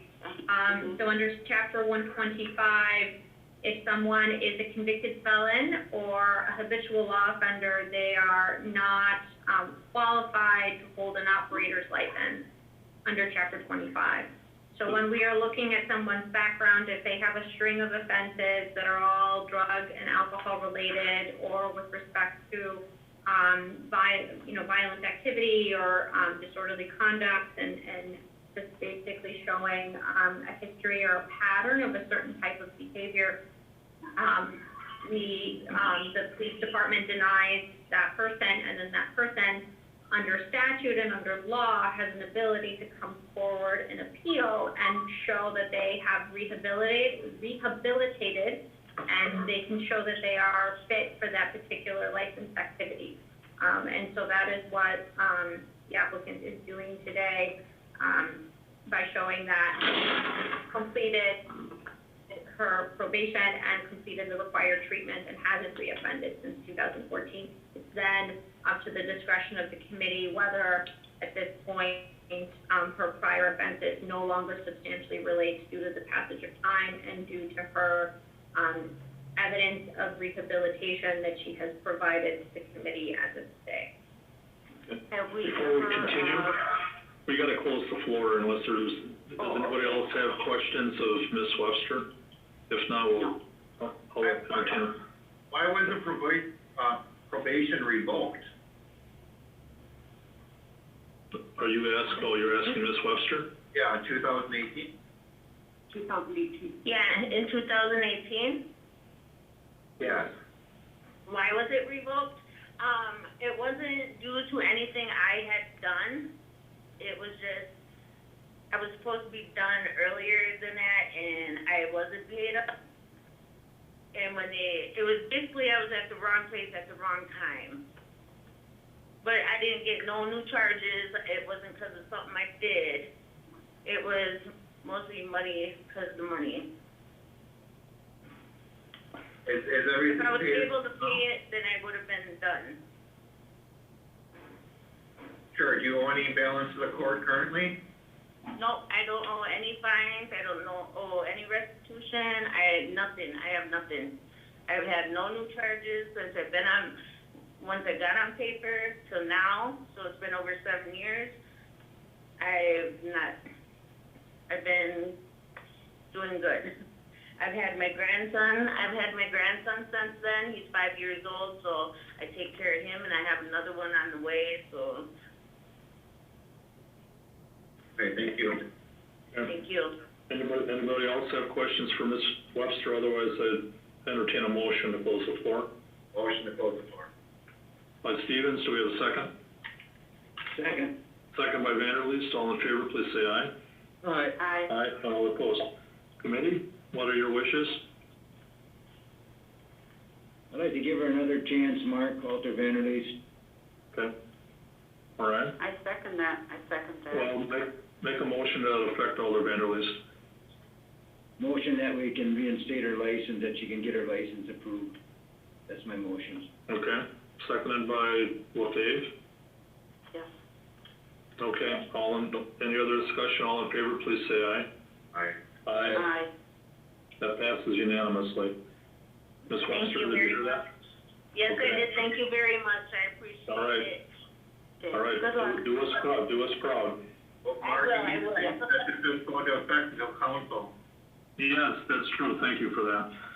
We have city council on August 18th, is it? August 18th, it goes to council, so in case, you might wanna go for that, it's at 6 o'clock. Another Zoom meeting, but, chances are you'll be fine. But it Okay, goes- do I go on the same thing like I am right now Yes. for that? Yes, you would. Okay. There will be a thank you very separate, Ms. Webster, there will be a separate, Zoom call-in link with numbers and passcodes.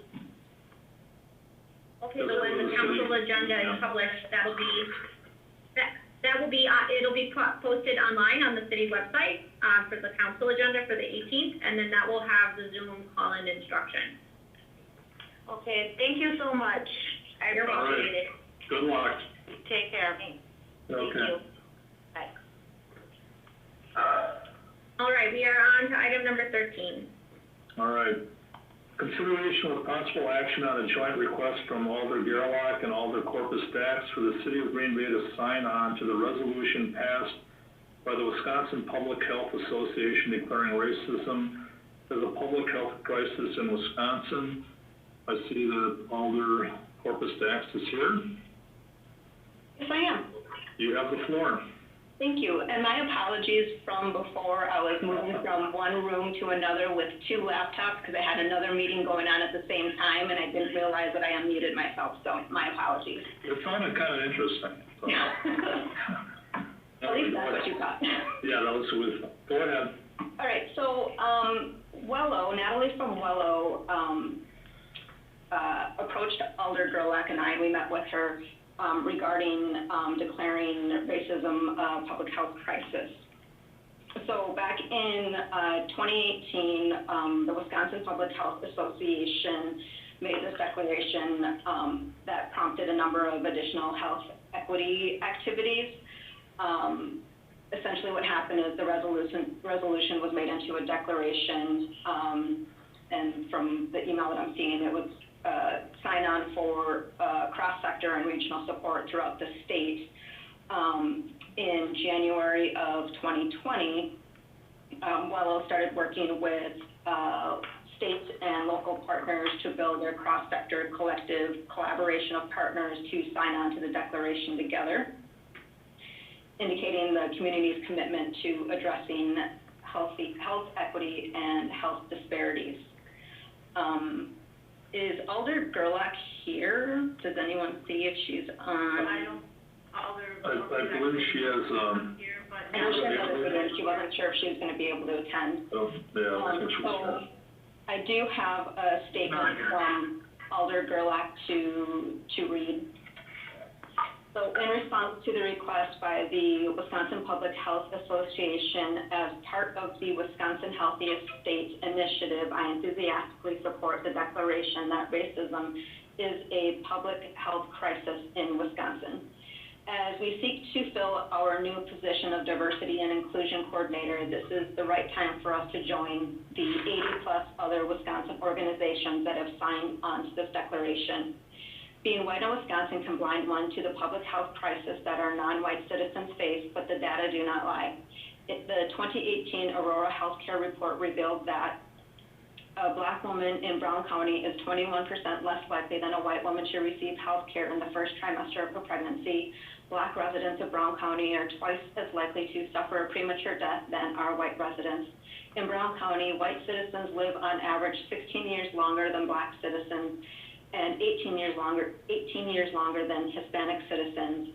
An African American baby born in Wisconsin is less likely to be born at a healthy weight and less likely to live to age 1 than an African American baby born in any other state in the union.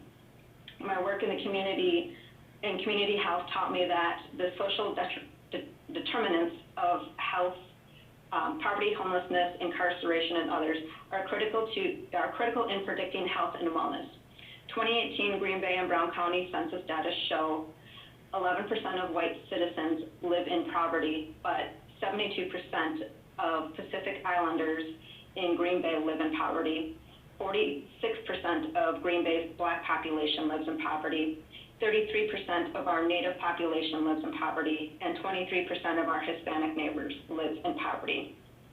While Black citizens make up only 2.5% of our population, they represent 27% of our homeless population. A Black citizen in Brown County is 10 times more likely to be incarcerated than a white citizen. A Native American is more than 5 times more likely to be incarcerated than a white citizen. I have read the document the city is being asked to sign. I am confident the action items it lays out are incorporated in the job description of the Coordinator of Diversity and Inclusion. Signing this document in August will enable us to join our voices with those of several other local entities now joining this effort. So that was from Alder Gerlach. We do have Natalie from Wello who is here. I believe she has some information to provide, and I believe she also brought with her some other community leaders and who are also signing on to this. Right. Well, thank you, Alder Corpus Dax. I would ask for a motion to open the floor. Motion to open the floor. Motion by Stevens. Do we have a second? Second. Second by Vanderleest. All in favor, please say aye. Aye. Aye. All opposed? The floor is now open. So when you come forward, just state your name and address for the record and be ready. Who's first? Hello, this is Natalie Basted. Can you hear me? Yes. All right, I don't seem to be able to get my video, so I apologize there. So hello, and thank you for your time this evening. My name is Natalie Bumston, and I live at 239 Seminole Lane in Green Bay, Wisconsin.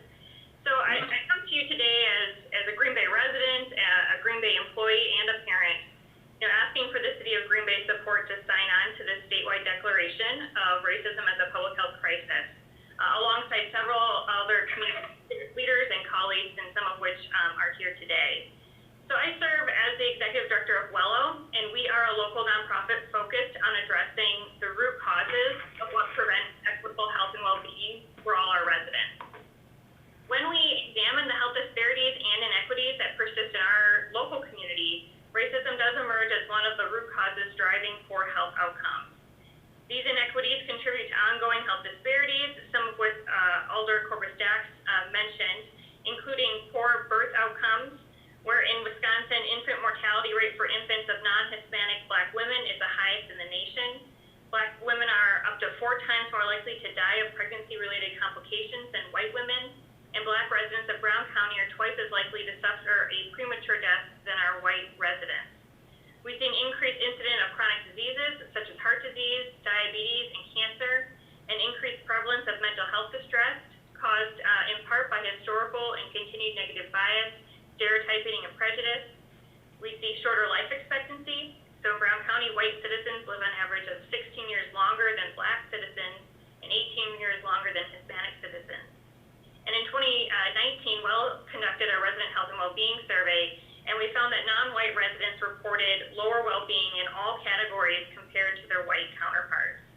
And in addition, more than 100 studies have linked racism to worse health outcomes.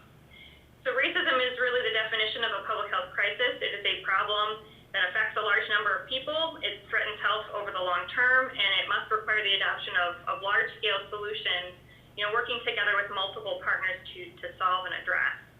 As Alder Corpus Dax mentioned, the opportunity to sign on to this declaration came to Wello's attention late last year after it was identified as an action step for communities to take across the state after the 2019 Wisconsin Healthiest State Summit.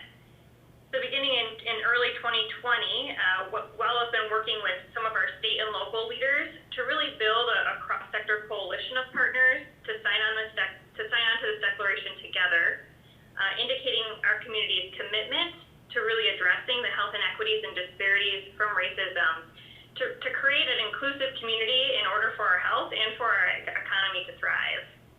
So we do recognize and fully acknowledge that this is only a first step. However, we believe it is important to promote community consensus around racism's role in driving health disparities in Green Bay. So as City of Green Bay leaders, we know that you seek to build a better future for all of Greater Green Bay. And so we ask that you would join us in signing onto this resolution as a partner in this critical endeavor. So thank you for your consideration, and I know that there are two other partners on the line as well. Thank you. Can I ask a question? Natalie, could I ask a question? This is Alder Stoyer.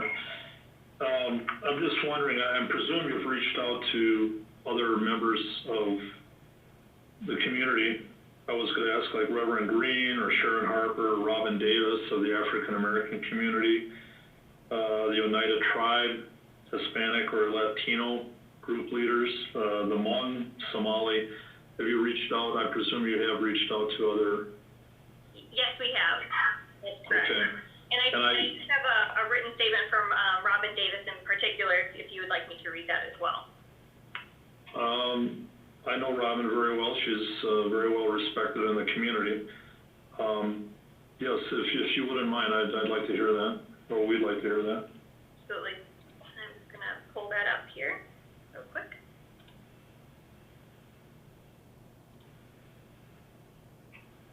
Just that Robin Davis is with United Way, correct? Correct. So here's the statement by Robin Y. Davis, JD, President and CEO of the Brown County United Way. She says, Brown County United Way, with the support of its board of directors, hereby signs on to the Wisconsin Public Health Association resolution declaring racism as a public health crisis. We join with WELLO and other like-minded organizations in taking this first step of essential action to advocate for the health and well-being of all Brown County residents. A public health crisis is defined as a problem which affects a large number of people, threatens health over the long term, and requires the adoption of large-scale solutions to solve. Data and the narratives that support such data demonstrates that racism is a public health crisis. The latest United Way of Wisconsin ALICE report, released on July 27, 2020, is one source of data. According to the report, in 2018, 1 in 3 Brown County, nearly 35,600 households, were living below the ALICE threshold. A record number of people could not afford the basics for survival and were one emergency away from instability, setting the stage for the unprecedented economic impact of the COVID-19 crisis. Significant race disparities were reported. 79% of Black and 47% of Hispanic households live below the ALICE threshold, compared to 33% of Caucasian households in Brown County. In order to achieve large-scale systems reform, long-standing structural and institutional barriers must be removed. We must focus solutions on the individuals, families, and communities that are facing uncertainty, insecurity, and injustice. Brown County United Way's mission is to unite people, resources, and ideas to create community solutions that strengthen every person and every community in Brown County. We envision an inclusive community where all individuals can meet their basic needs and have equal opportunity for stability in their health, education, financial well-being, and community connection. Racism inhibits this vision from becoming the reality for our community, our state, and our nation. Sincerely, Robin Davis. Thank you for that, Natalie. Anybody have a question for Natalie? Otherwise, we'll move on. I have one, Mark. Go ahead, Alder. I just wondered if she did a session with the Brown County Health Department as far as our health director. Has this been brought to the Brown County Health Department? It's a great question, Alder. I have been in contact with our Brown County Health Department and they were kind of our first outreach, so have sat and talked through this with them. So yes, they are aware of this resolution. And what was their opinion on it? At this time, they were said that they were supportive of it, but it was not something that they were going to push forward at the Brown County level, as they were kind of in the midst of COVID response. All right, that answers my question. Thank you. As United Way, they instituted quite a large amount of funds towards this initiative. Is that correct? I know that they have recently focused a lot of their work at the neighborhood level. I think that that they had, instituted for that. I think that's, if that's what you're, referring to, Alder. Yeah, that's correct. And what is the reception from the community, that the people that they're helping? What is what are the thoughts of the people that they're serving right now? Could you give us some feedback? I'm not able to speak, for the Brown County United Way specifically. I do know that, you know, just as a partner agency, I know that, the community level work and working with neighborhoods to develop some of those solutions has been an approach that has been, really well received. Okay, that answers my question. Thank you very much. Okay, committee, anybody else for Natalie? Otherwise, we'll move on. I'm present. Yeah, I am too, if you. Okay, well, we'll get to you. I just want to make sure for Natalie, if we have any other questions for her. Okay. Otherwise, I would suggest moving on. So, okay, who's next? Renita? Yes, hi, good evening, folks. I'm Renita Robinson, the CEO of the YWCA of Greater Green Bay. My address is 1301 South Chestnut Avenue. Recently, the Brown County Health Department actually has awarded us a grant.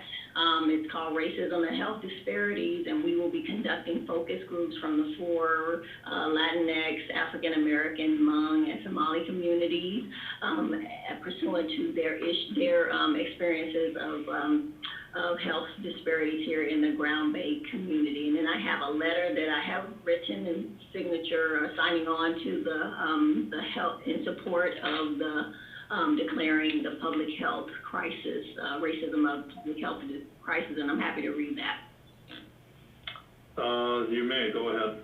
Okay, the YWCA of Greater Green Bay, with support from our board of directors, is proud to sign on to the Wisconsin Public Health Association resolution declaring racism as a public health crisis. We believe that declaring racism as a public health crisis is the long-term policy response that can outlast this particular moment, redress the wrongs of the past, and shepherd us into a healthier, more equitable future. A dedication to eliminating racism is the cornerstone of our mission, and the current healthcare disparity related to COVID-19 deaths among communities marginalized by race is a quintessential example of the definition of a public health crisis. Quote, a problem that affects a large number of people, threatens health over the long term, and must require the adoption of larger scale solutions to solve. Basically, racism is undeniably a public health crisis. The YWC's mission is a dedication to eliminating racism, empowering women, and promoting peace, justice, freedom, and dignity for all. Residents living in substandard conditions are not living dignified lives, and these conditions often exacerbate chronic conditions, for example, asthma or hypertension, mental health outcomes, and other preventable medical conditions amongst Latinx, African American, Native American, and other marginalized communities. Racial minorities living in Brown County have numerous barriers to health care. These experiences amplify existing health disparities related to access and experiences across communities of color in the Greater Green Bay area, the state, and the nation. These inequalities contribute to ongoing health disparities in birth outcomes, life expectancy, and other social determinants of health. Signing this resolution brings the voice of the underserved to the table. It has been said, if it is not written down, it didn't happen. This declaration adds legitimacy to an often rebutted and stigmatized reality. The YWCA agrees that racism is a public health crisis and commits to take urgent action because racism has multiple dimensions. Interpersonal and systemic racism is institutional and structural, and is a system of structuring opportunity and assigning value based on the social interpretation of how one looks. This unfairly disadvantages some individuals and communities, unfairly advantages other individuals and communities, and saps the strength of a whole society through the waste of human resources. Racism leads to persistent racial discrimination in housing, education, employment, and criminal justice, and an emerging body of research demonstrates that racism is a social determinant of health. Numerous studies have linked racism to worse health outcomes. In Wisconsin, death rates exist at the highest levels for African Americans and Native Americans at every stage in the life course, and our infant mortality rate for infants of non-Hispanic Black women is the highest in the nation. The American Public Health Association launched a national campaign against racism.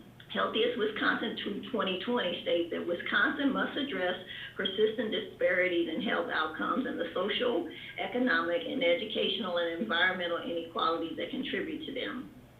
Public health's responsibilities to address racism include reshaping our discourse and agenda so that we all actively engage in racial justice work. In addition to signing on to the statewide resolution, YWCA Greater Green Bay commits to publicly assert that racism is a public health crisis affecting our entire society and display our commitment to on the YWCA website. Participate in the statewide racism declaration, strategizing meetings with the goal of supporting systemic change and statewide policy priorities. As a network devoted to driving systemic change, we will identify opportunities where these statewide priorities can be implemented at a local level and build local capacity for change throughout the YWCA network. Work to create an organization demonstrating equity and justice in dealings with staff and other networks while engaging in activities to increase diversity and to incorporate anti-racism principle within leadership, staffing, and contracting. Complete intercultural development inventory training with staff and board of directors during the fall of 2020.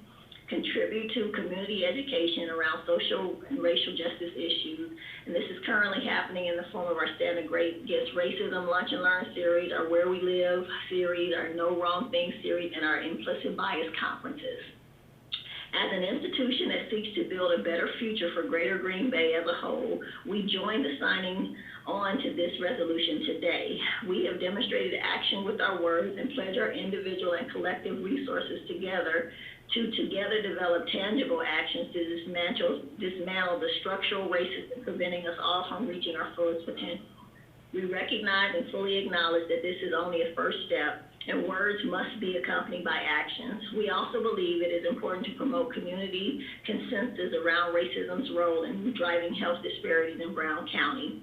In partnership with other organizations, we intend to create further change at multiple levels within the community by bringing light to experiences of discrimination and racial profiling and their negative impacts on health and well-being. Thank you.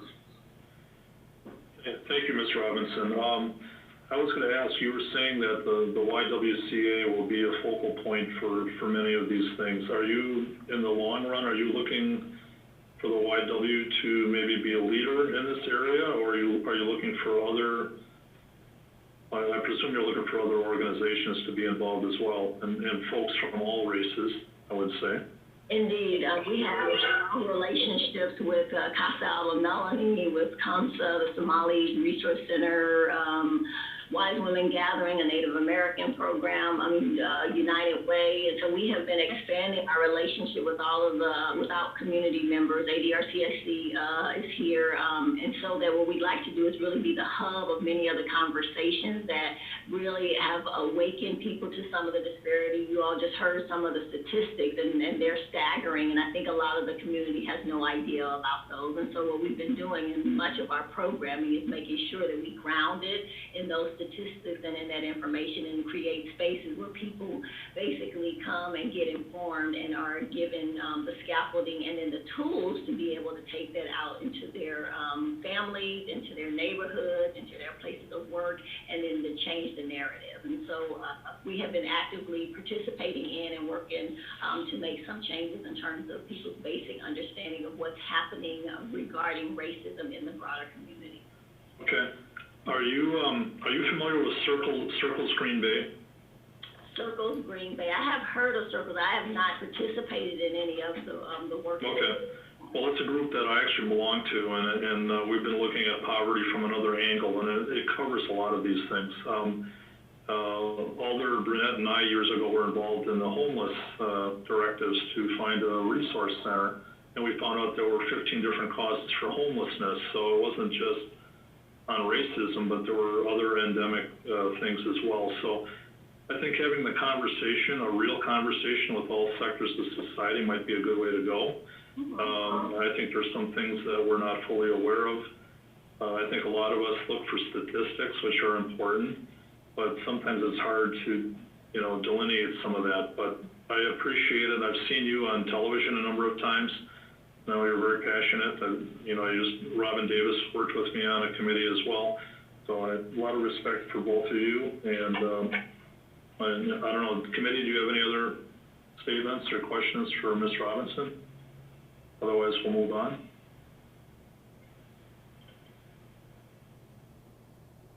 Okay, who's next?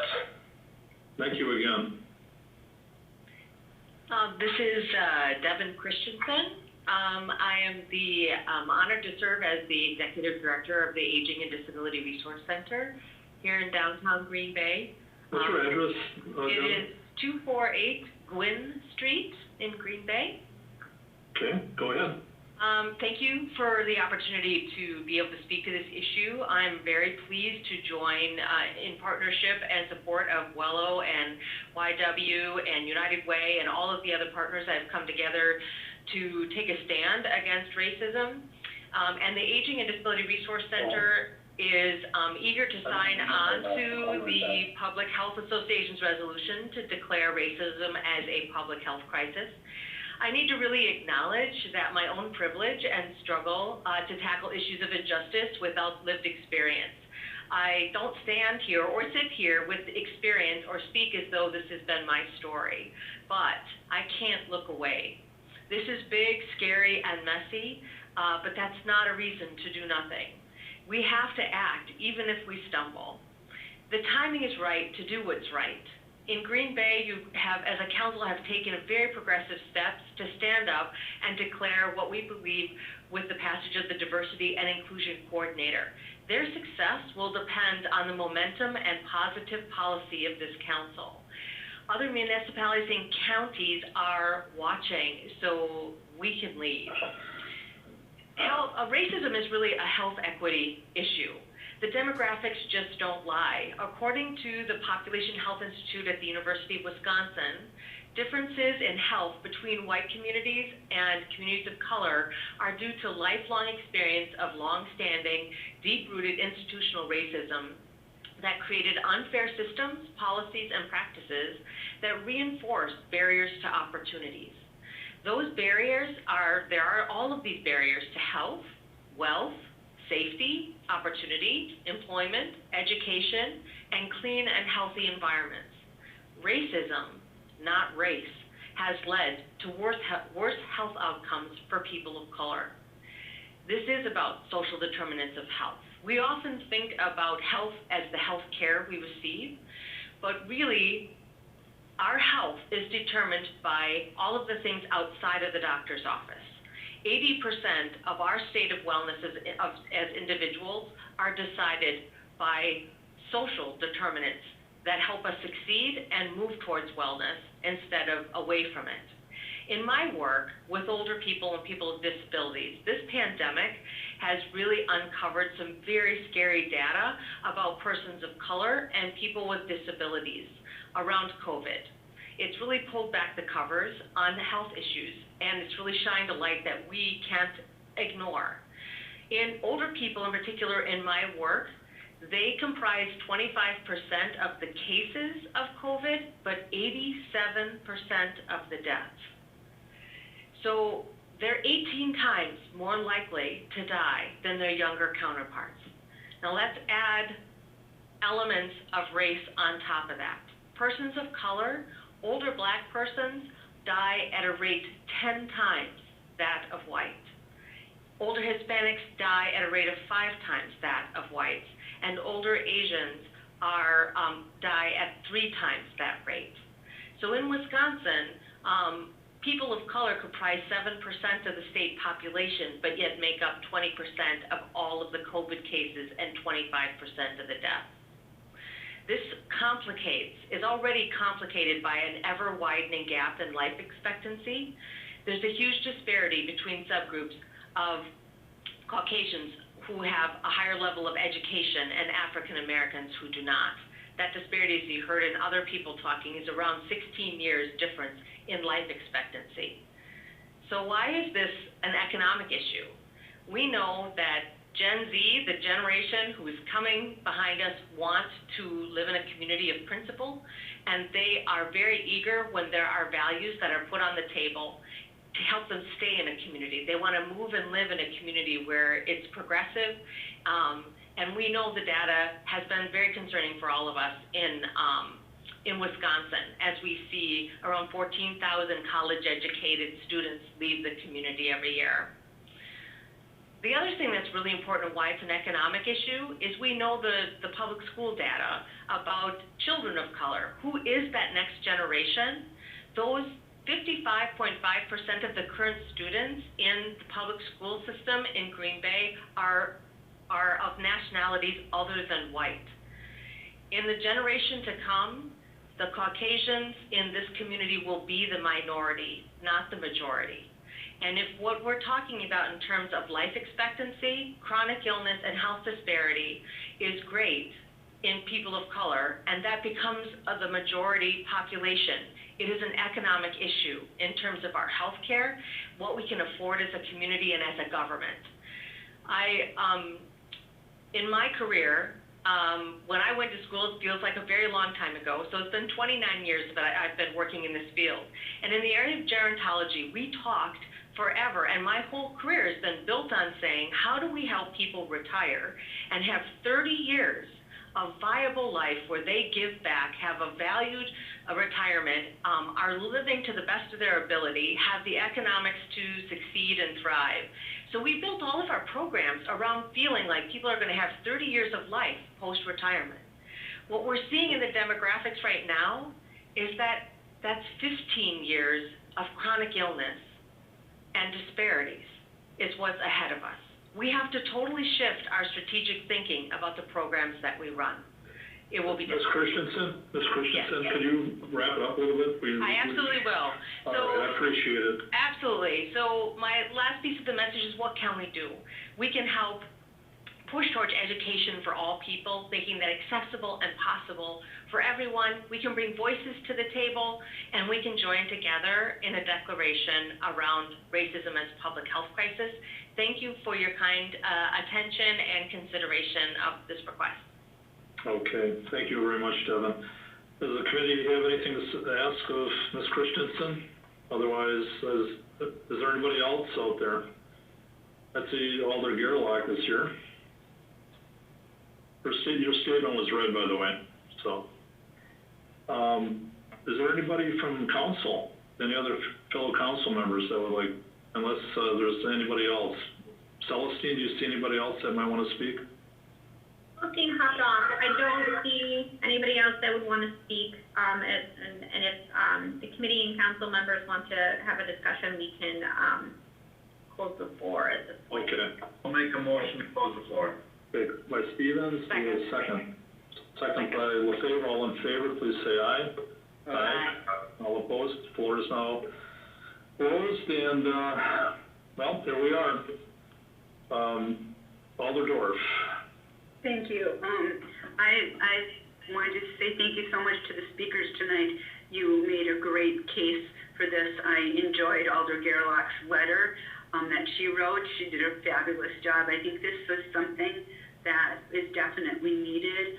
Some of those statistics that I had read prior were very shocking, especially about the infant mortality of babies that in Wisconsin were the lowest of all the states. I mean, or the highest in infant mortality, but the lowest chance of survival for Black babies is in Wisconsin, and that's pretty shocking. So I'm very much in favor of this resolution, of this declaration, and I'm looking forward to having this at council in a couple weeks when we have city council. Thank you. Chairman. Alder LaFave? Yes, I want to thank Barb for bringing that up. Yeah, when I was reading this, I knew I had heard about low birth weights and that, but I was just shocked, completely shocked. It almost made me want to cry when I read about the Black babies not making it up to 1 year. I think that is so just not just disgraceful, it's shocking that people aren't aware of this in our own communities here. And I think, yes, something has to definitely be done. This is a national conversation also. It's been on the news talking about this. And you hear some of this stuff and you can't believe it. We're one of the richest countries in the world. And yet we have these disparities that are just horrendous. And yes, we have to do something about this. And, for me, I'm still not rich, but, I grew up kind of poor, but I lived out in the country on a farm, and we had our own food. We grew our food, and I didn't realize there was all kinds of other stuff out there because we just didn't realize, we had our clothes, we got different things, but it's different today. I mean, real poverty is staring us in the face. And it's the poverty that is causing the health issues. Because as people cannot get proper food, yes, we have the pantries and that, but some can't even get to the pantries because we don't have a proper transportation system here. So, yeah, we have so many disparities that we really have to work on this. And I'm so thankful for those who brought this forward and the speakers that I will definitely do whatever I can. You can contact me, need any help, anything to get this going. Thank you very much. Thank you, Alder. Is there anybody else on the committee? Otherwise, I'll say some things too.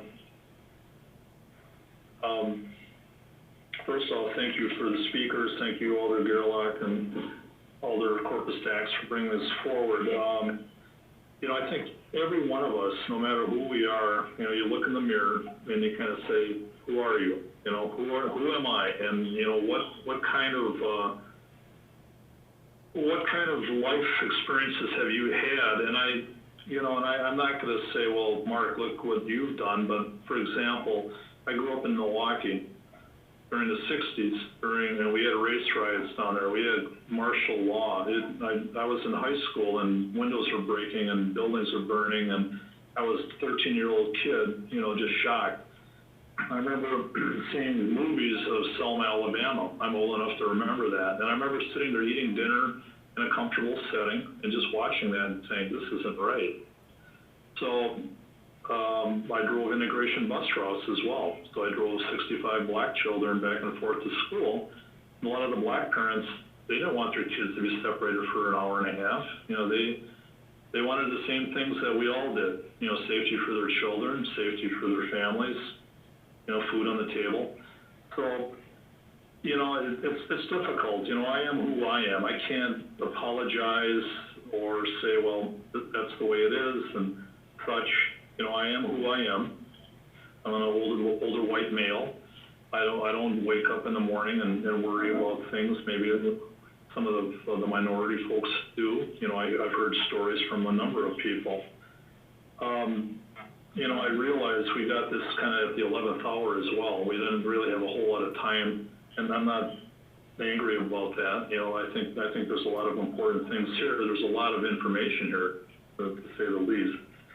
I think having Robin Davis and Renita Robinson speaking was very important. I wanted to hear what folks from the minority community have felt on this. And, I think moving forward, I really would like to be a part of the solution and not a part of the problem on this as well. And I realize, our city council is not as diverse as it could be or should be, but it is the way it is. So with that being said, I'm very much, I will personally say that I'm in favor of moving forward with this. I realize that a lot of us are a little sensitive these days because we've had a bunch of hot button topics as of late, and we've had our series of calls and threats and different things, and it's a little nerve-wracking being a public official these days on either side of the fence. So I just want to state that, with that being said, you got to look forward. You can't look over your shoulder and be worried about things. So I like what was brought forward. I think there's a discussion to be had. I think that we can be part of the solution and not part of the problem. So that's my statement. Anybody else from the committee? Alder Stevens? I would like to thank everybody that spoke this evening, and I'd like to make a motion to, move ahead with this resolution. Second. Okay. We have a second by Alder LaFave as well. Is there any other discussion? Just to clarify very quickly, so, Yes. what the item is that we wouldn't be passing a resolution. We are signing on to the resolution that was passed by the Wisconsin Public Health Association. There's an electronic way of basically signing on to the declaration, as jointly being part of the declaration and part of that resolution. That is what Alders, Gerlach, and Corpus wish to have. So, just so that there weren't any expectations that a resolution was coming forward, we would be just signing on to it. Okay. What the attorney just said, To approve would be fine, so, Okay. all right. Okay. This will be going to council Correct. as well. Yes. We'll be Yes. speaking about this at council, it's just a recommendation, so. Okay, we'll take a vote. And, all in favor, please say aye. Aye. Aye. Opposed?